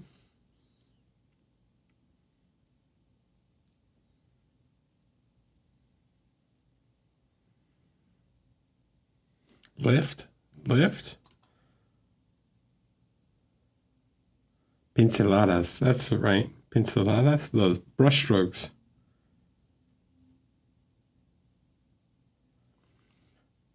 Completar las pinceladas en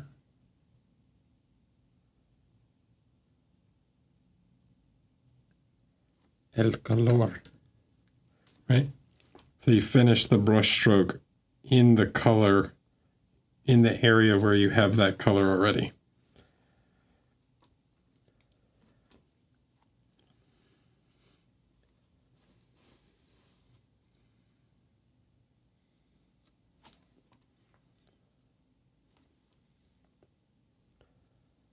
See, like here, where I want to create more dark, more shadows, I start in the light and then I finish the brush stroke in the shadow.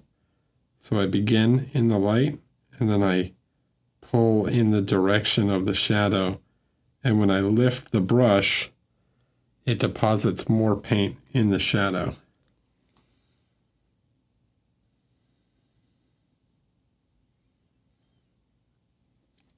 Where if I was using a lighter color, something like this,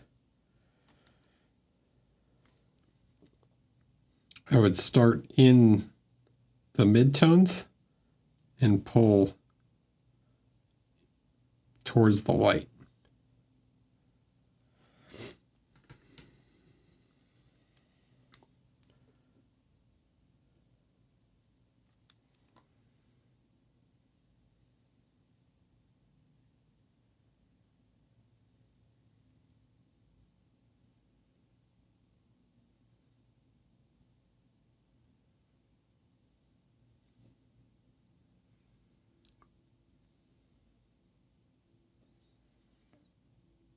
Here we go.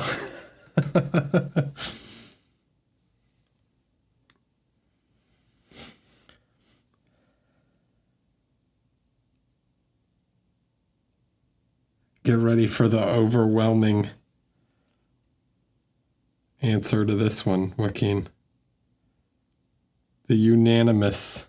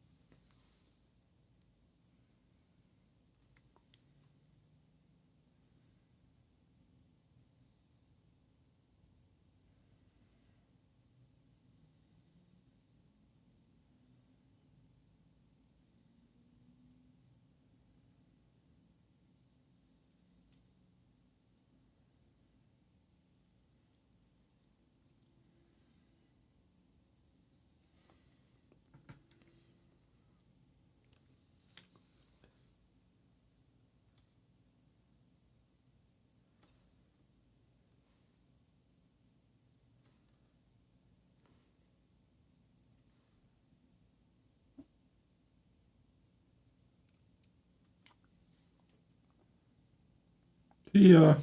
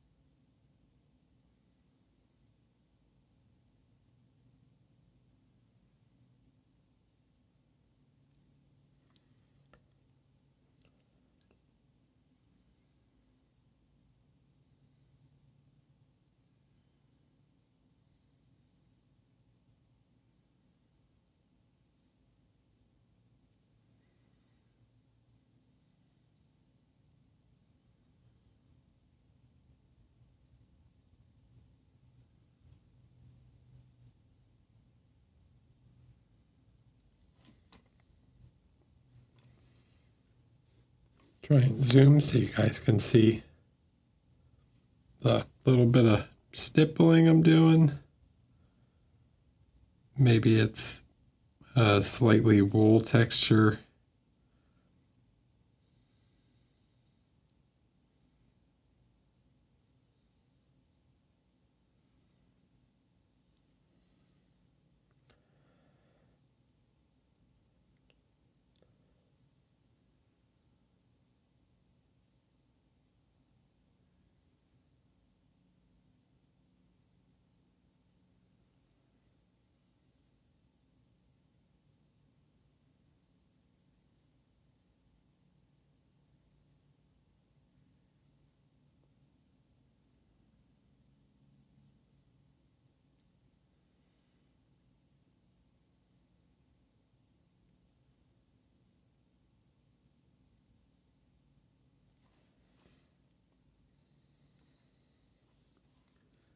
Then we'll tone that back just a little bit.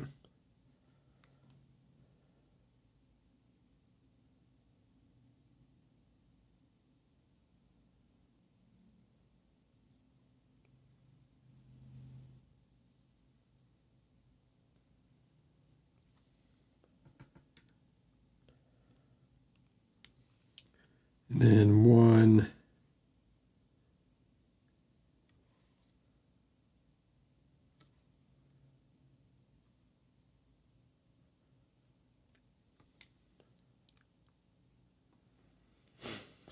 How do you approach satin fabrics or other fabrics that are supposed to have minimal texture? I find it hard to get a finish that looks believable and contend with blending on them. So if you want to do something like a satin or silk, you basically paint satin or silk like it's a non-metallic. And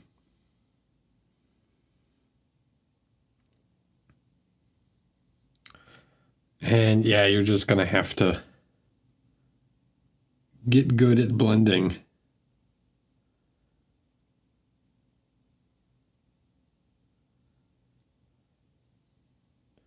But just like anything, okay, the placement of the light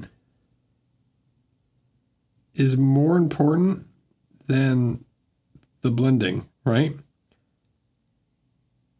Interpretation of volumes, placement of light is way more important than when trying to achieve a certain kind of material finish or anything than the actual blending is.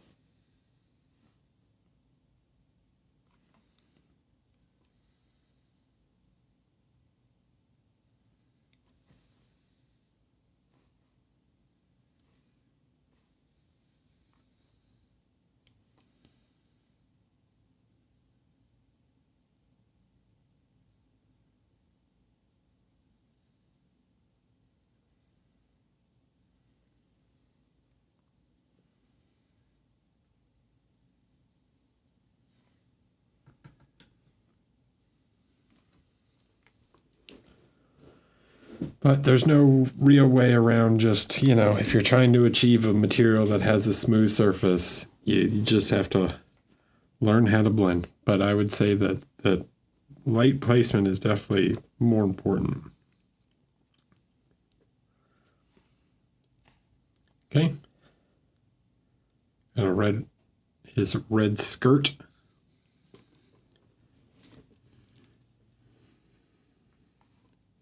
All right. Now around his shoulders,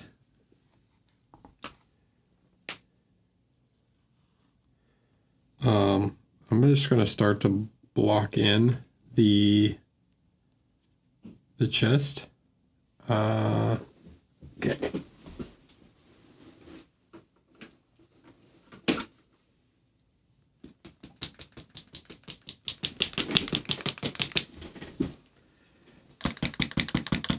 for the brass armor,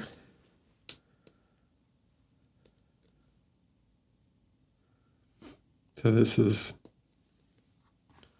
gold. Okay, so you guys can see this. This is the gold 79. I need a little black. I need to kind of do around his neck in order to, so I don't mess up the hair when I go to do that.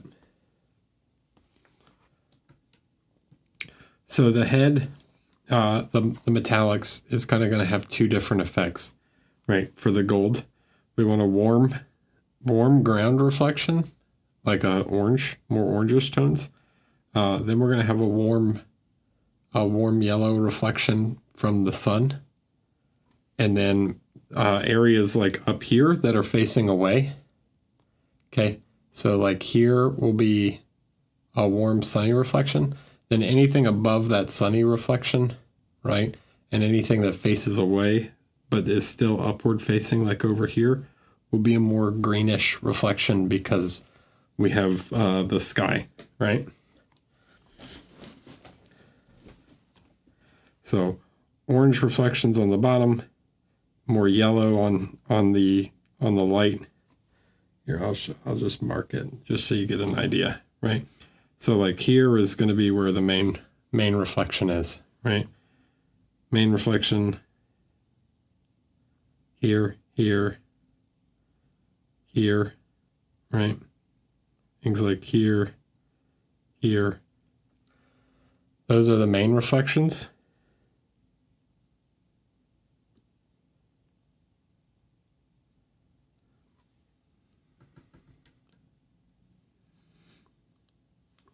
Then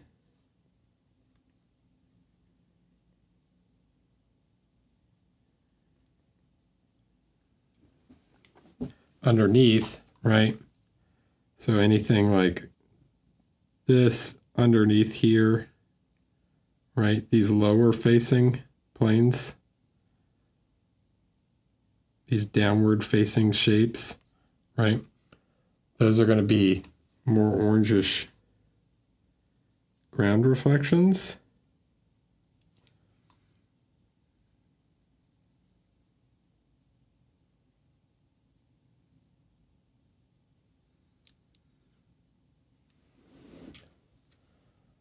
Yes, yeah. So zenithal is not fantastic for non-metallic, right? Because metallic doesn't have, when you're doing a shiny metallic, you don't have light and shadows. You have reflections of things that are in light or reflections of things that are in shadow.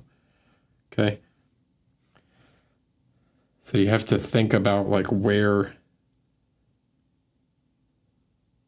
the darkest areas would be, where things that are in light would be, where things that are in shadow. So certain areas would be like all of this stuff would be reflecting the ground, maybe even reflecting his skirt. So some of the red might show up. Okay.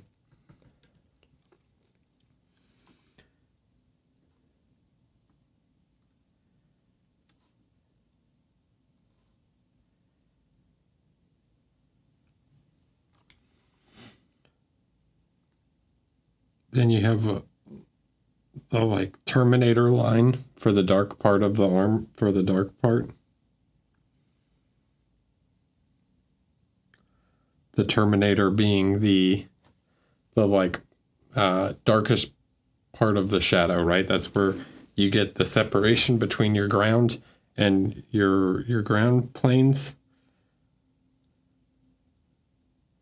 and your light planes.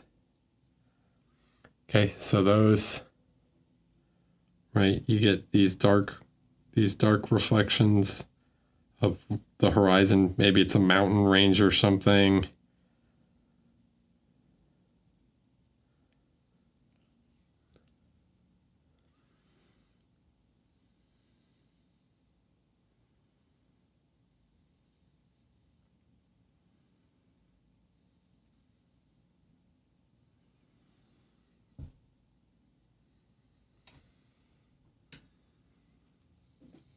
Okay, something like that.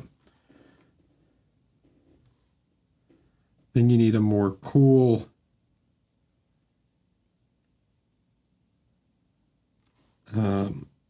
now in brass you don't get actual blues. The sky shifts more greenish. Okay. So then in areas like up here, right, where you're not going to get the sun, I'll try and exaggerate this a little more with just a bit more yellow, right? Something like this, right? This kind of, it doesn't feel green on camera. It's still, and it's not really green. It's like a dirty yellow, right? But when I put it on next to these like browns,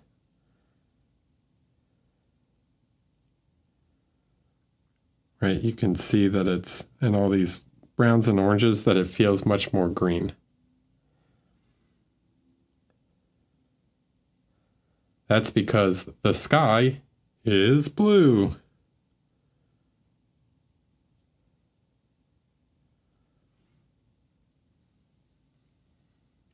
Thus any sky reflections in the armor is going to be more bluish,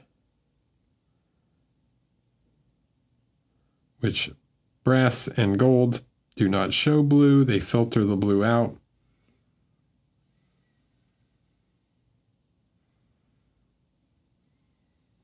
Right? They filter out the blue and turn green.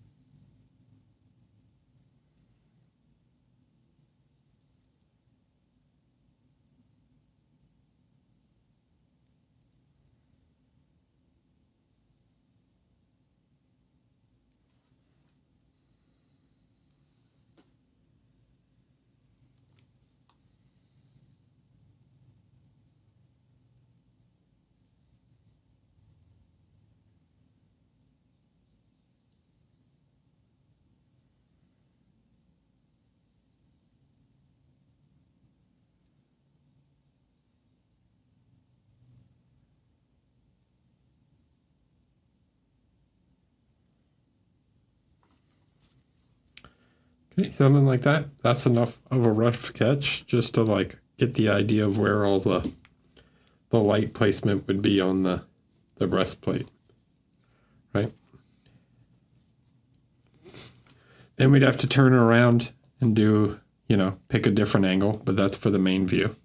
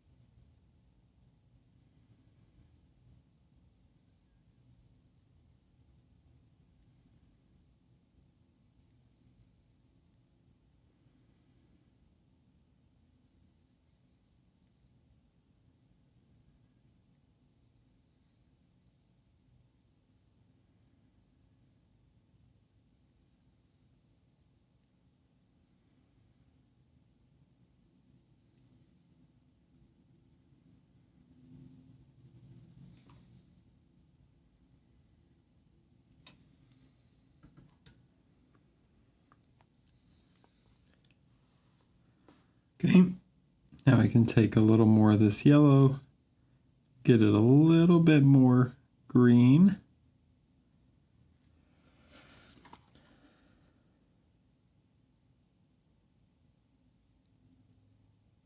Right, and when it starts shifting, it's going to start to turn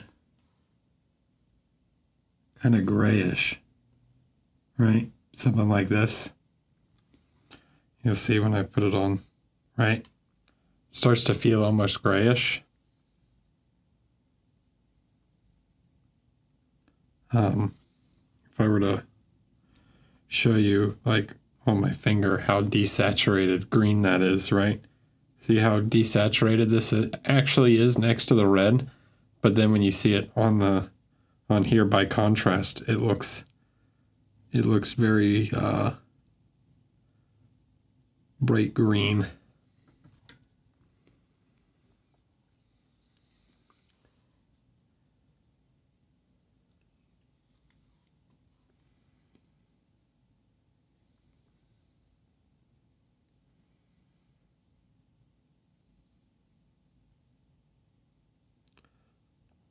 That's because the whole figure is covered in like oranges and reds. So anywhere that I place green, any green at all, by contrast is gonna show up like and feel much more green.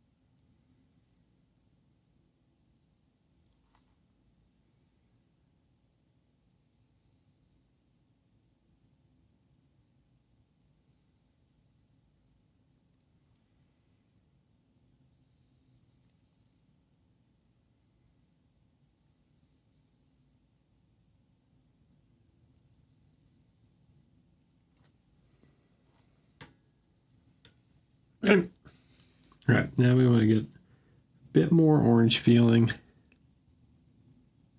Want this ground to be really nice and orange, and then I can always make adjustments when I go to do the actual base, right? So if it ends up being more sand colored, I can introduce more sandy tones through glazes, like filtering color into the metal afterwards. But for right now, like, that's a decent sketch of like where all the light placement is going to be on the metals.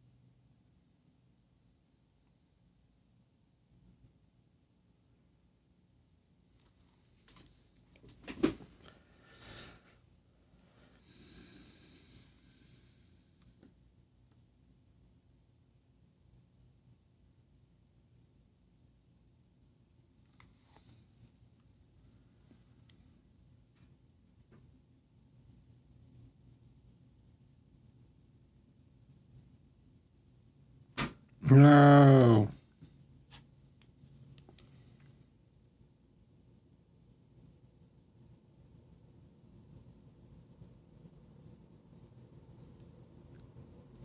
I got some on his face. Well, we'll just have to fix it. It's all right. I've got to repaint his eyes, and I got to paint his eyes and stuff anyways.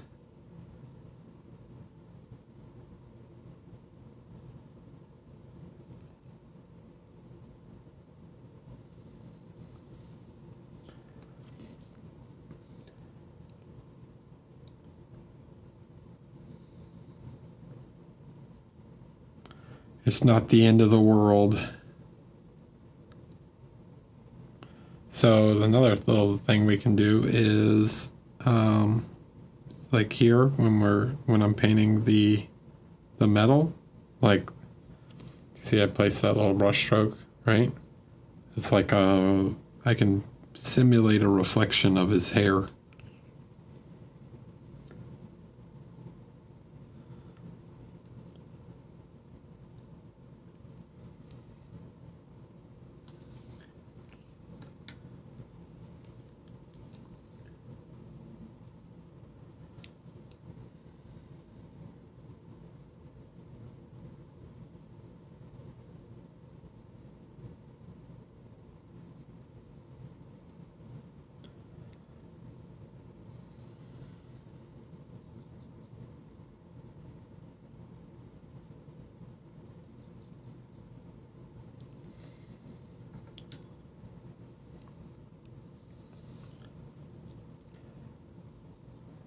Yeah, I've got to fix his chin. That's fine. What I'll do is I'll paint all of the chest armor or around his neck and everything, and then go back and fix his face.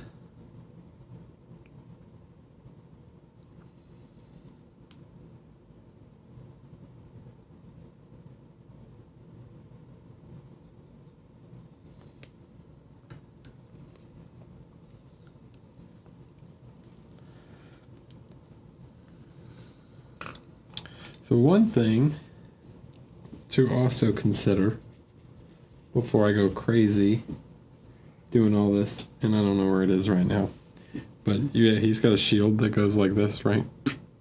So I got to think about like where that shield's going to be on his chest.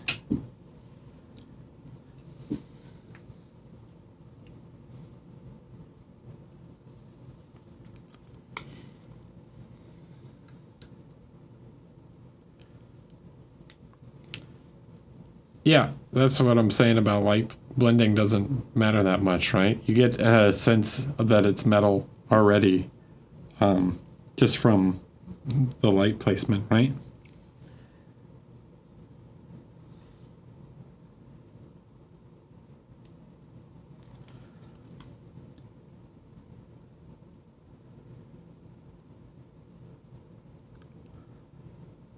Then we just go in and add more and more information. More and more reflections, more refining, until eventually we have a proper non-metallic.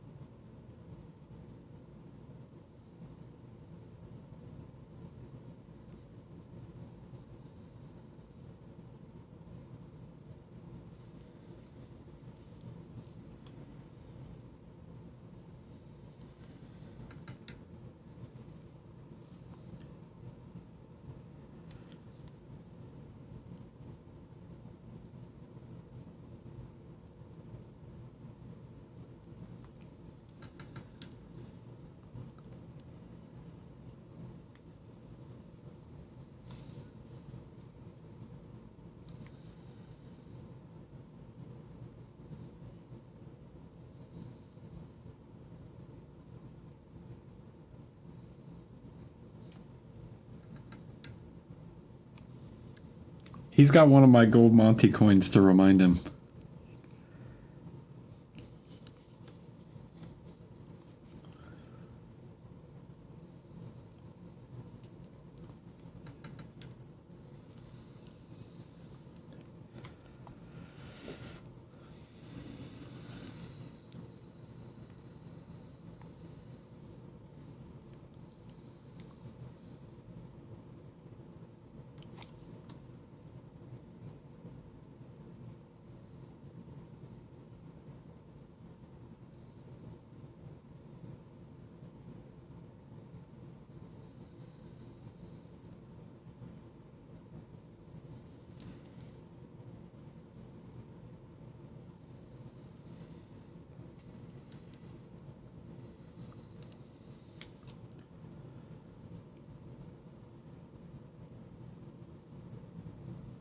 Would I agree that the most common mistake in NMM is too much midtone? No, I'd agree that the most common mistake is not enough midtone.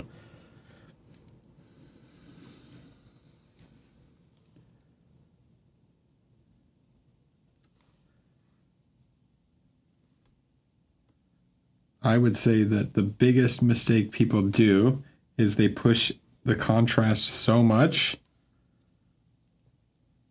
They push the contrast so much that they no longer have, it's just all black and white. What would you call everything on him right now? Right? Other than maybe like this, that's like basic, these like spots that are basically pure black, right? Almost everything on him is on this metallic armor right now is midtones.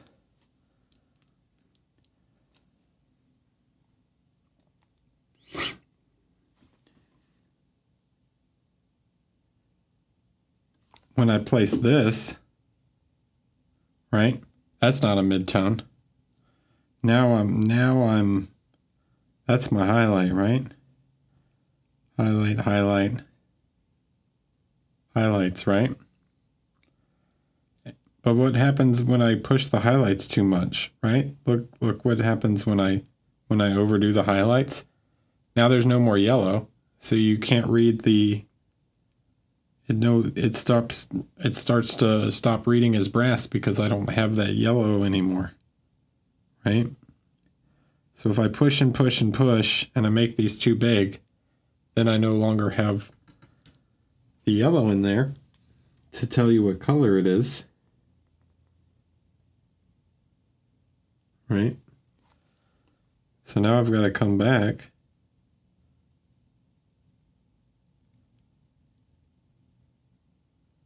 I've got to add those midtones back in.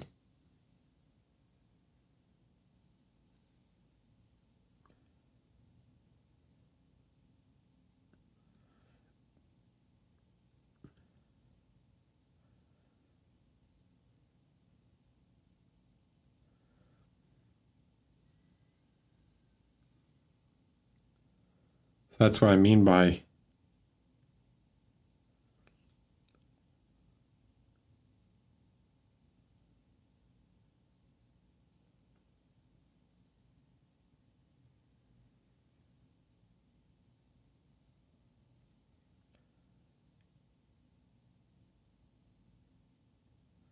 you gotta have the midtones.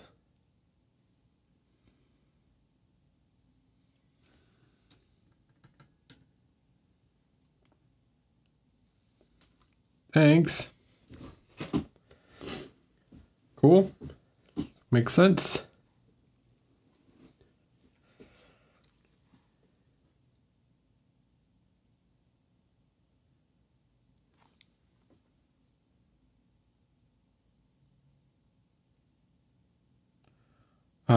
And even then, I wouldn't say that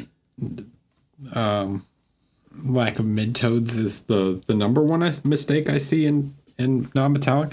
I would say the number one mistake I see in non-metallic is inconsistent reflections, right? So notice he's got his like chest and his six pack, right? But they're all kind of the same volume, right? They're all a similar shape. Okay. The mistake I see is people not putting the reflections in the same spot on every single one, right? Because they all follow the same shape. So they all need to have the same kind of reflection pattern. Inconsistency in reflections is the number one goof I see people make with non-metallic.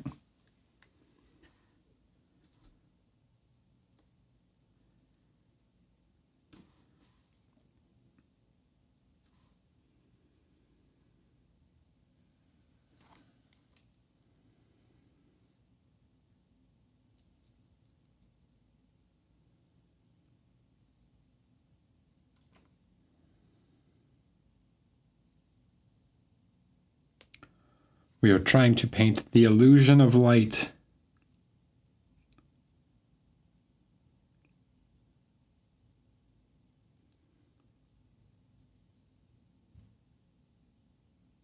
By the way, for anybody who's joining us, if you want to pick up this figure, you can check it out.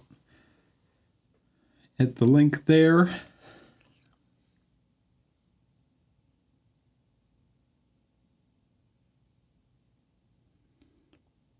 Or if you're watching on YouTube later, you can check it out in the description below. Huh? How's that? How's that for forward thinking?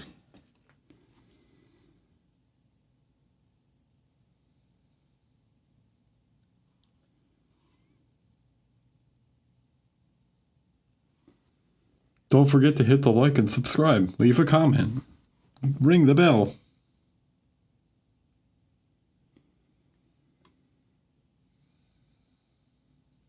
I'm a professional.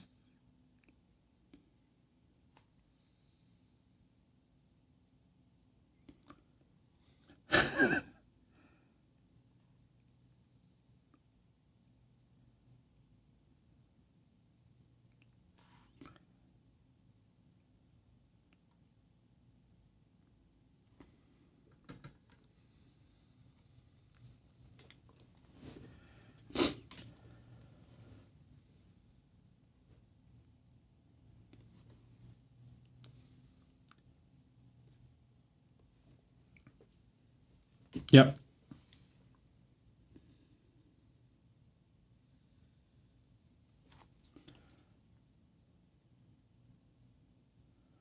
I think I gotta get to like 5,000 subs first on YouTube.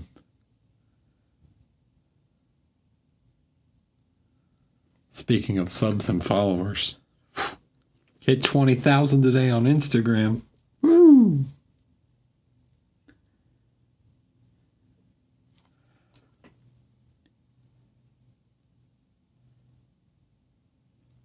I have achieved some arbitrary number.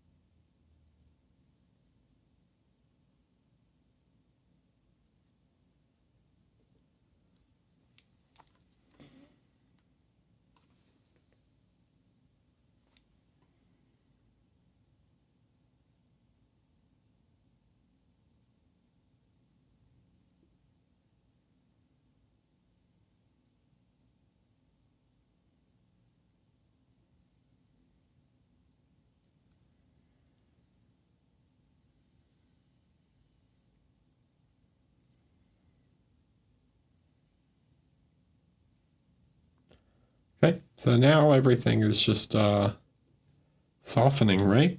So it's all the same process,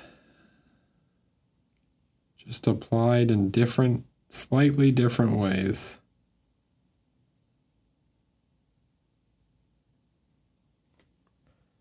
Okay, sketch and refine. Sketch and refine. It's all about getting midtones. So here, right, now I want some more orange in this. Maybe a little bit of this yellow ochre guy. Shh. Don't talk about that. They haven't seen that yet.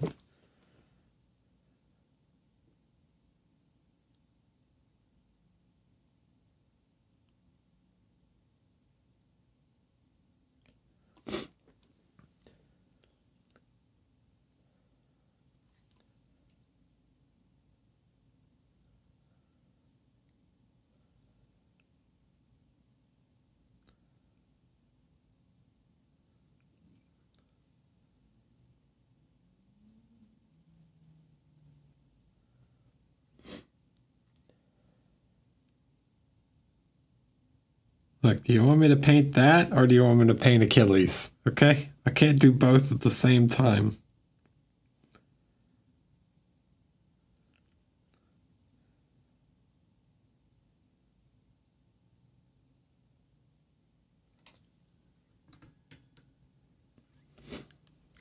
How many Joaquin models do I need to paint? Huh?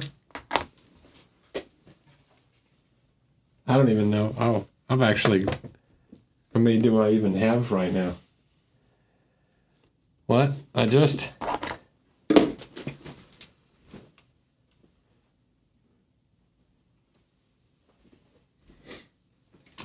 did this.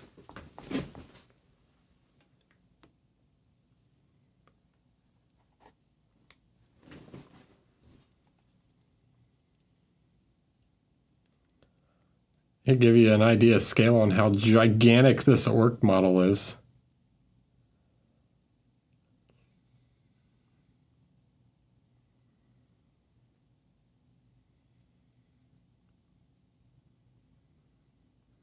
Black Crow miniatures.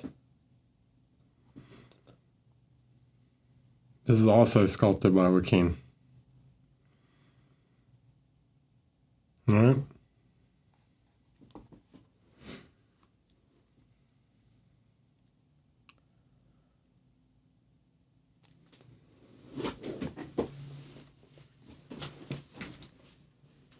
Can only do so many.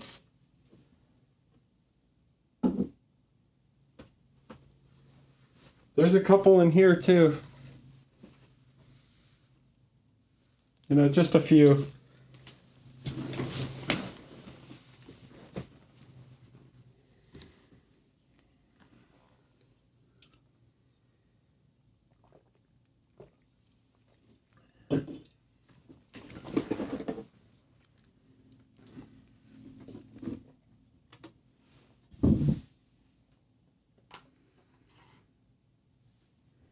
I know your favorite one. I keep this guy around for scale because he's good to show a 75 millimeter. His arm broke off and I don't know where it is.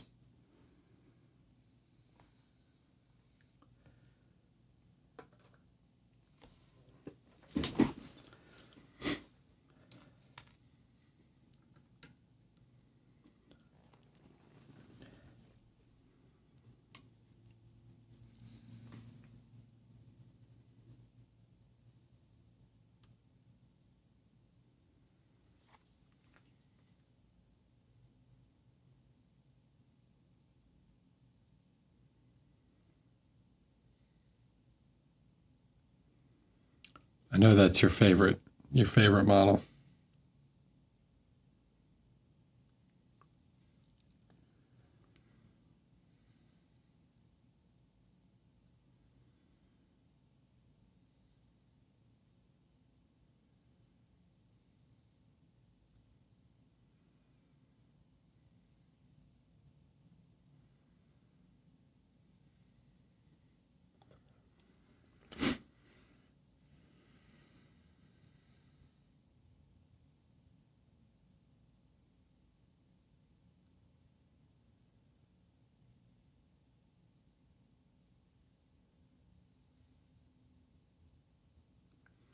Do you have a favorite figure you've sculpted?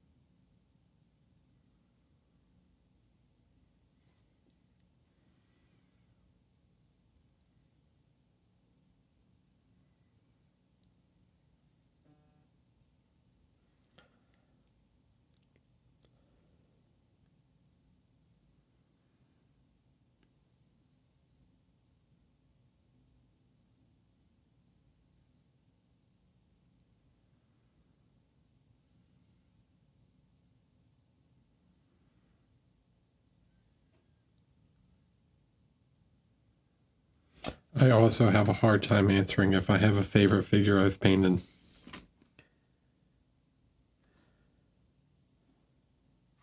I mean, it's probably Bane right now. But I also like Thrall.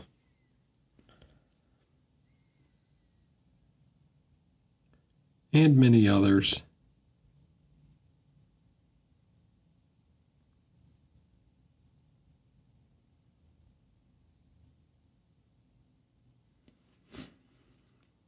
I don't know which one's more special.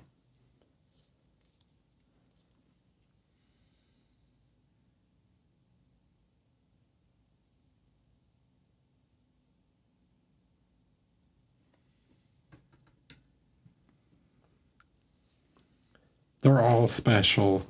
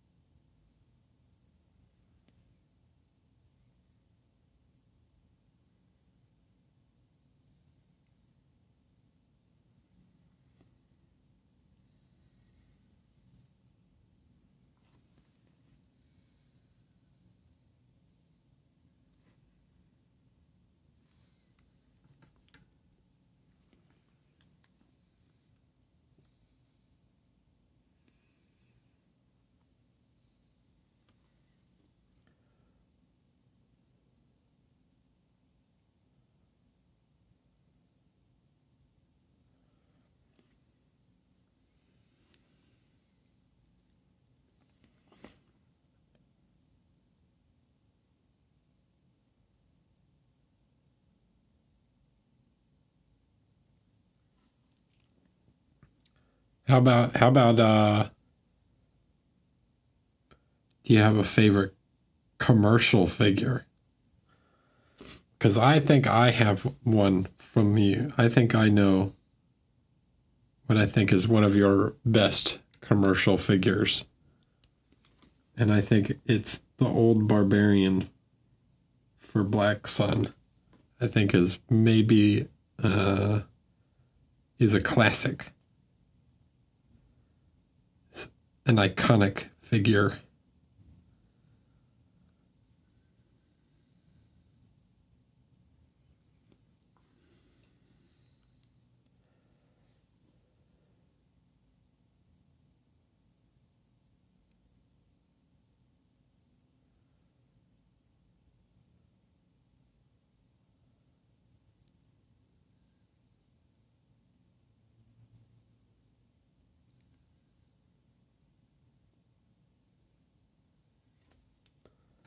Is that his name? Bress?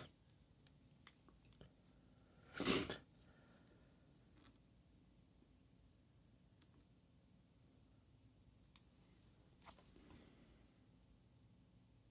one with the big hammer and shield.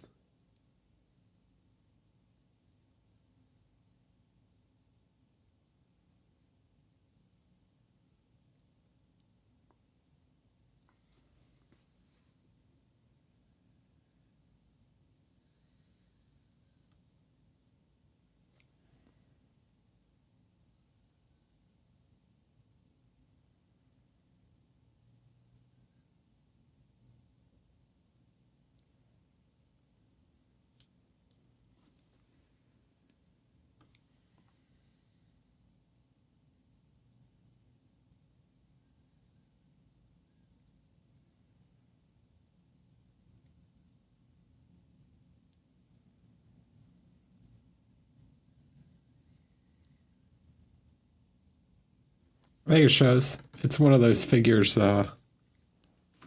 with longevity, right?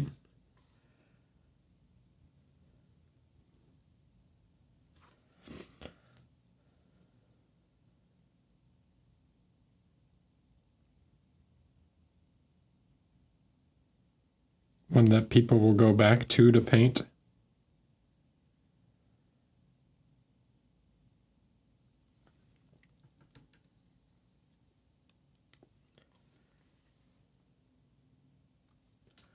All right, here's what I'm going to do. I'm going to take one of the shields. It doesn't really matter which one. They're posed the exact same.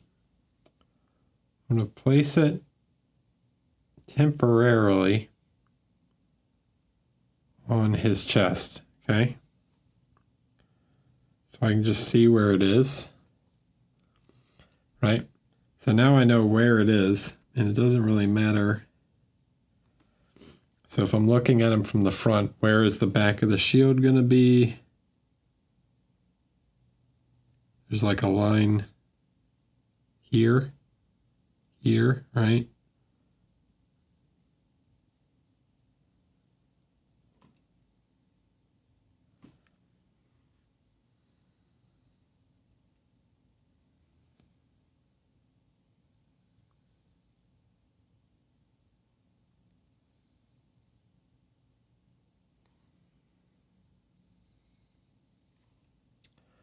That's like kind of where we can assume that the reflection of the shield would be. That might be a little high because that's probably still going to reflect sky.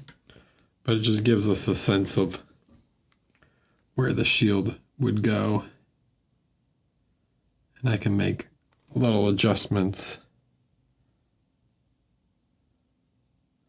Like this one probably wouldn't quite go to there. So we have to also consider the shape of the armor would affect where the shield reflects.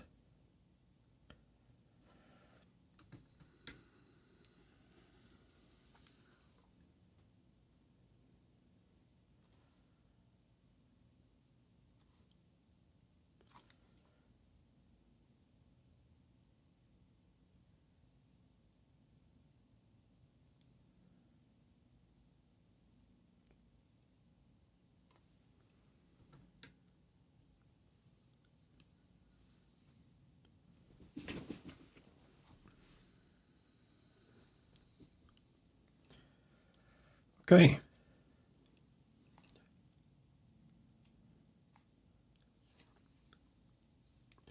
All right, let's do some small bit of secondary reflections on the back side.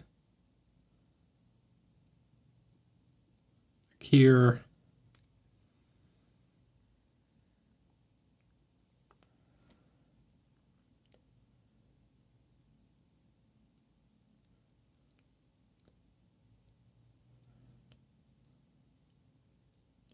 As this comes around,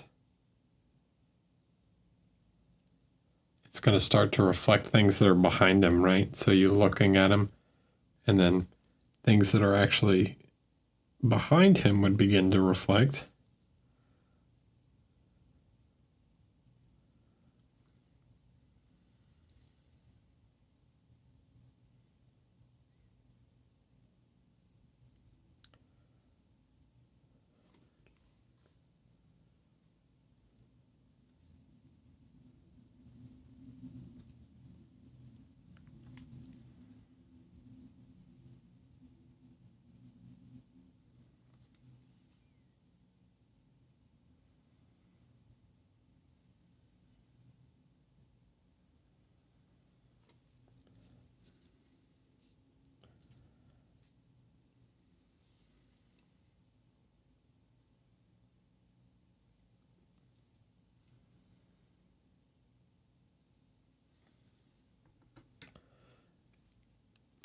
But if this is gold,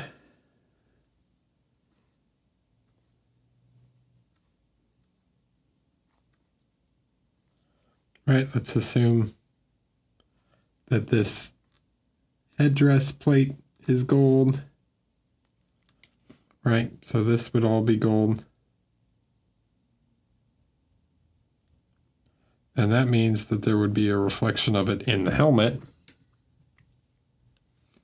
So we have to go up with the like greenish for the sky, right? So I need to go quite bright for the sky.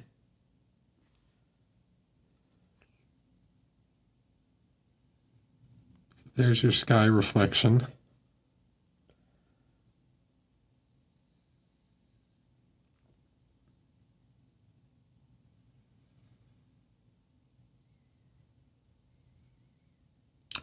Which will transition into a warm reflection on the front.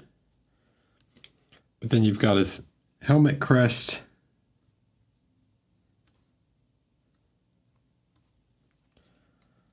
Which, if you think the viewing angle is from the front, right?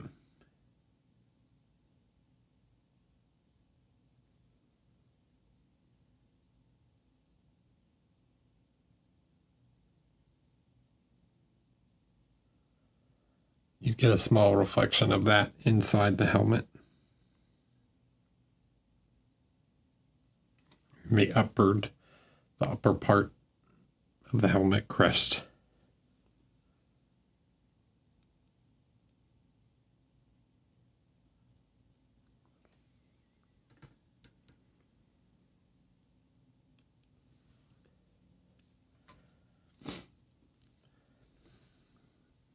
Okay.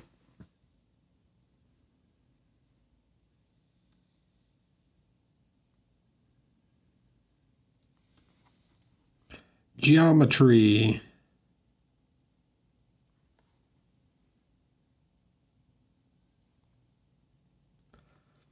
Everyone's favorite thing to do while painting minis.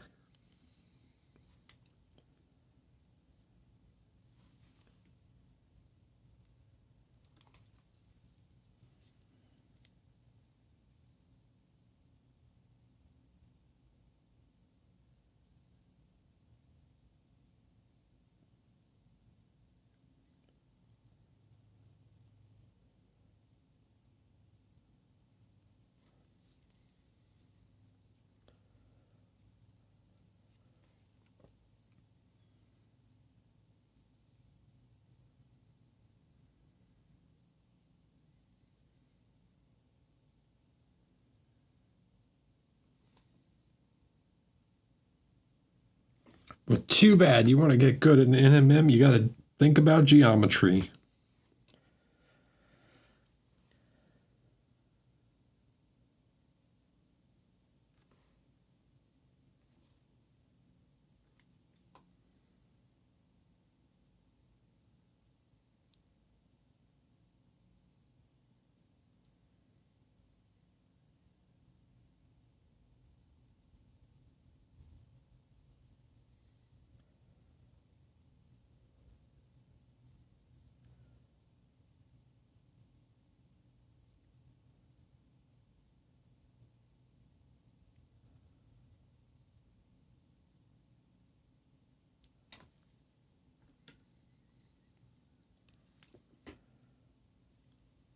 All right.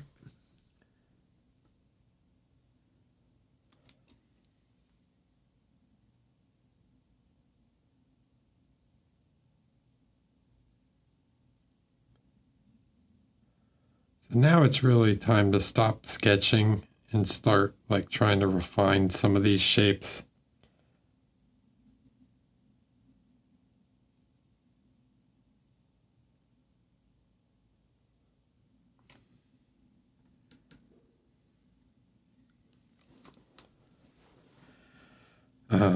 But yeah, that's the rough sketch.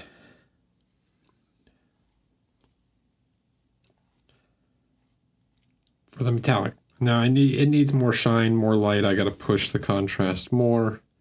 Really fix some of these angles. Like here, really the breastplate, the horizon would be like this thinner line.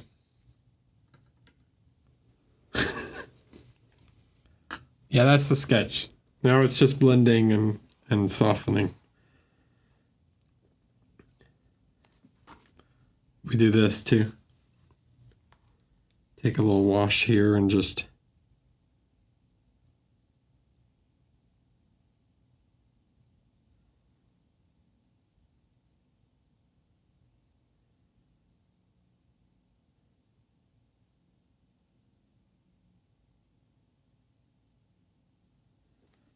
pick that out. And then go around and do all the details and lots of edge highlighting and everything else. Okay. But I think I'm going to stop here for tonight. So next week I will probably continue on the metallic. I'm probably going to try and fix the face tonight while I'm thinking about it, and paint the eyes. But then, yeah. So next Wednesday, more metallic. And then probably start working on like the back of the figure a little more. Or maybe doing the shin guards and stuff.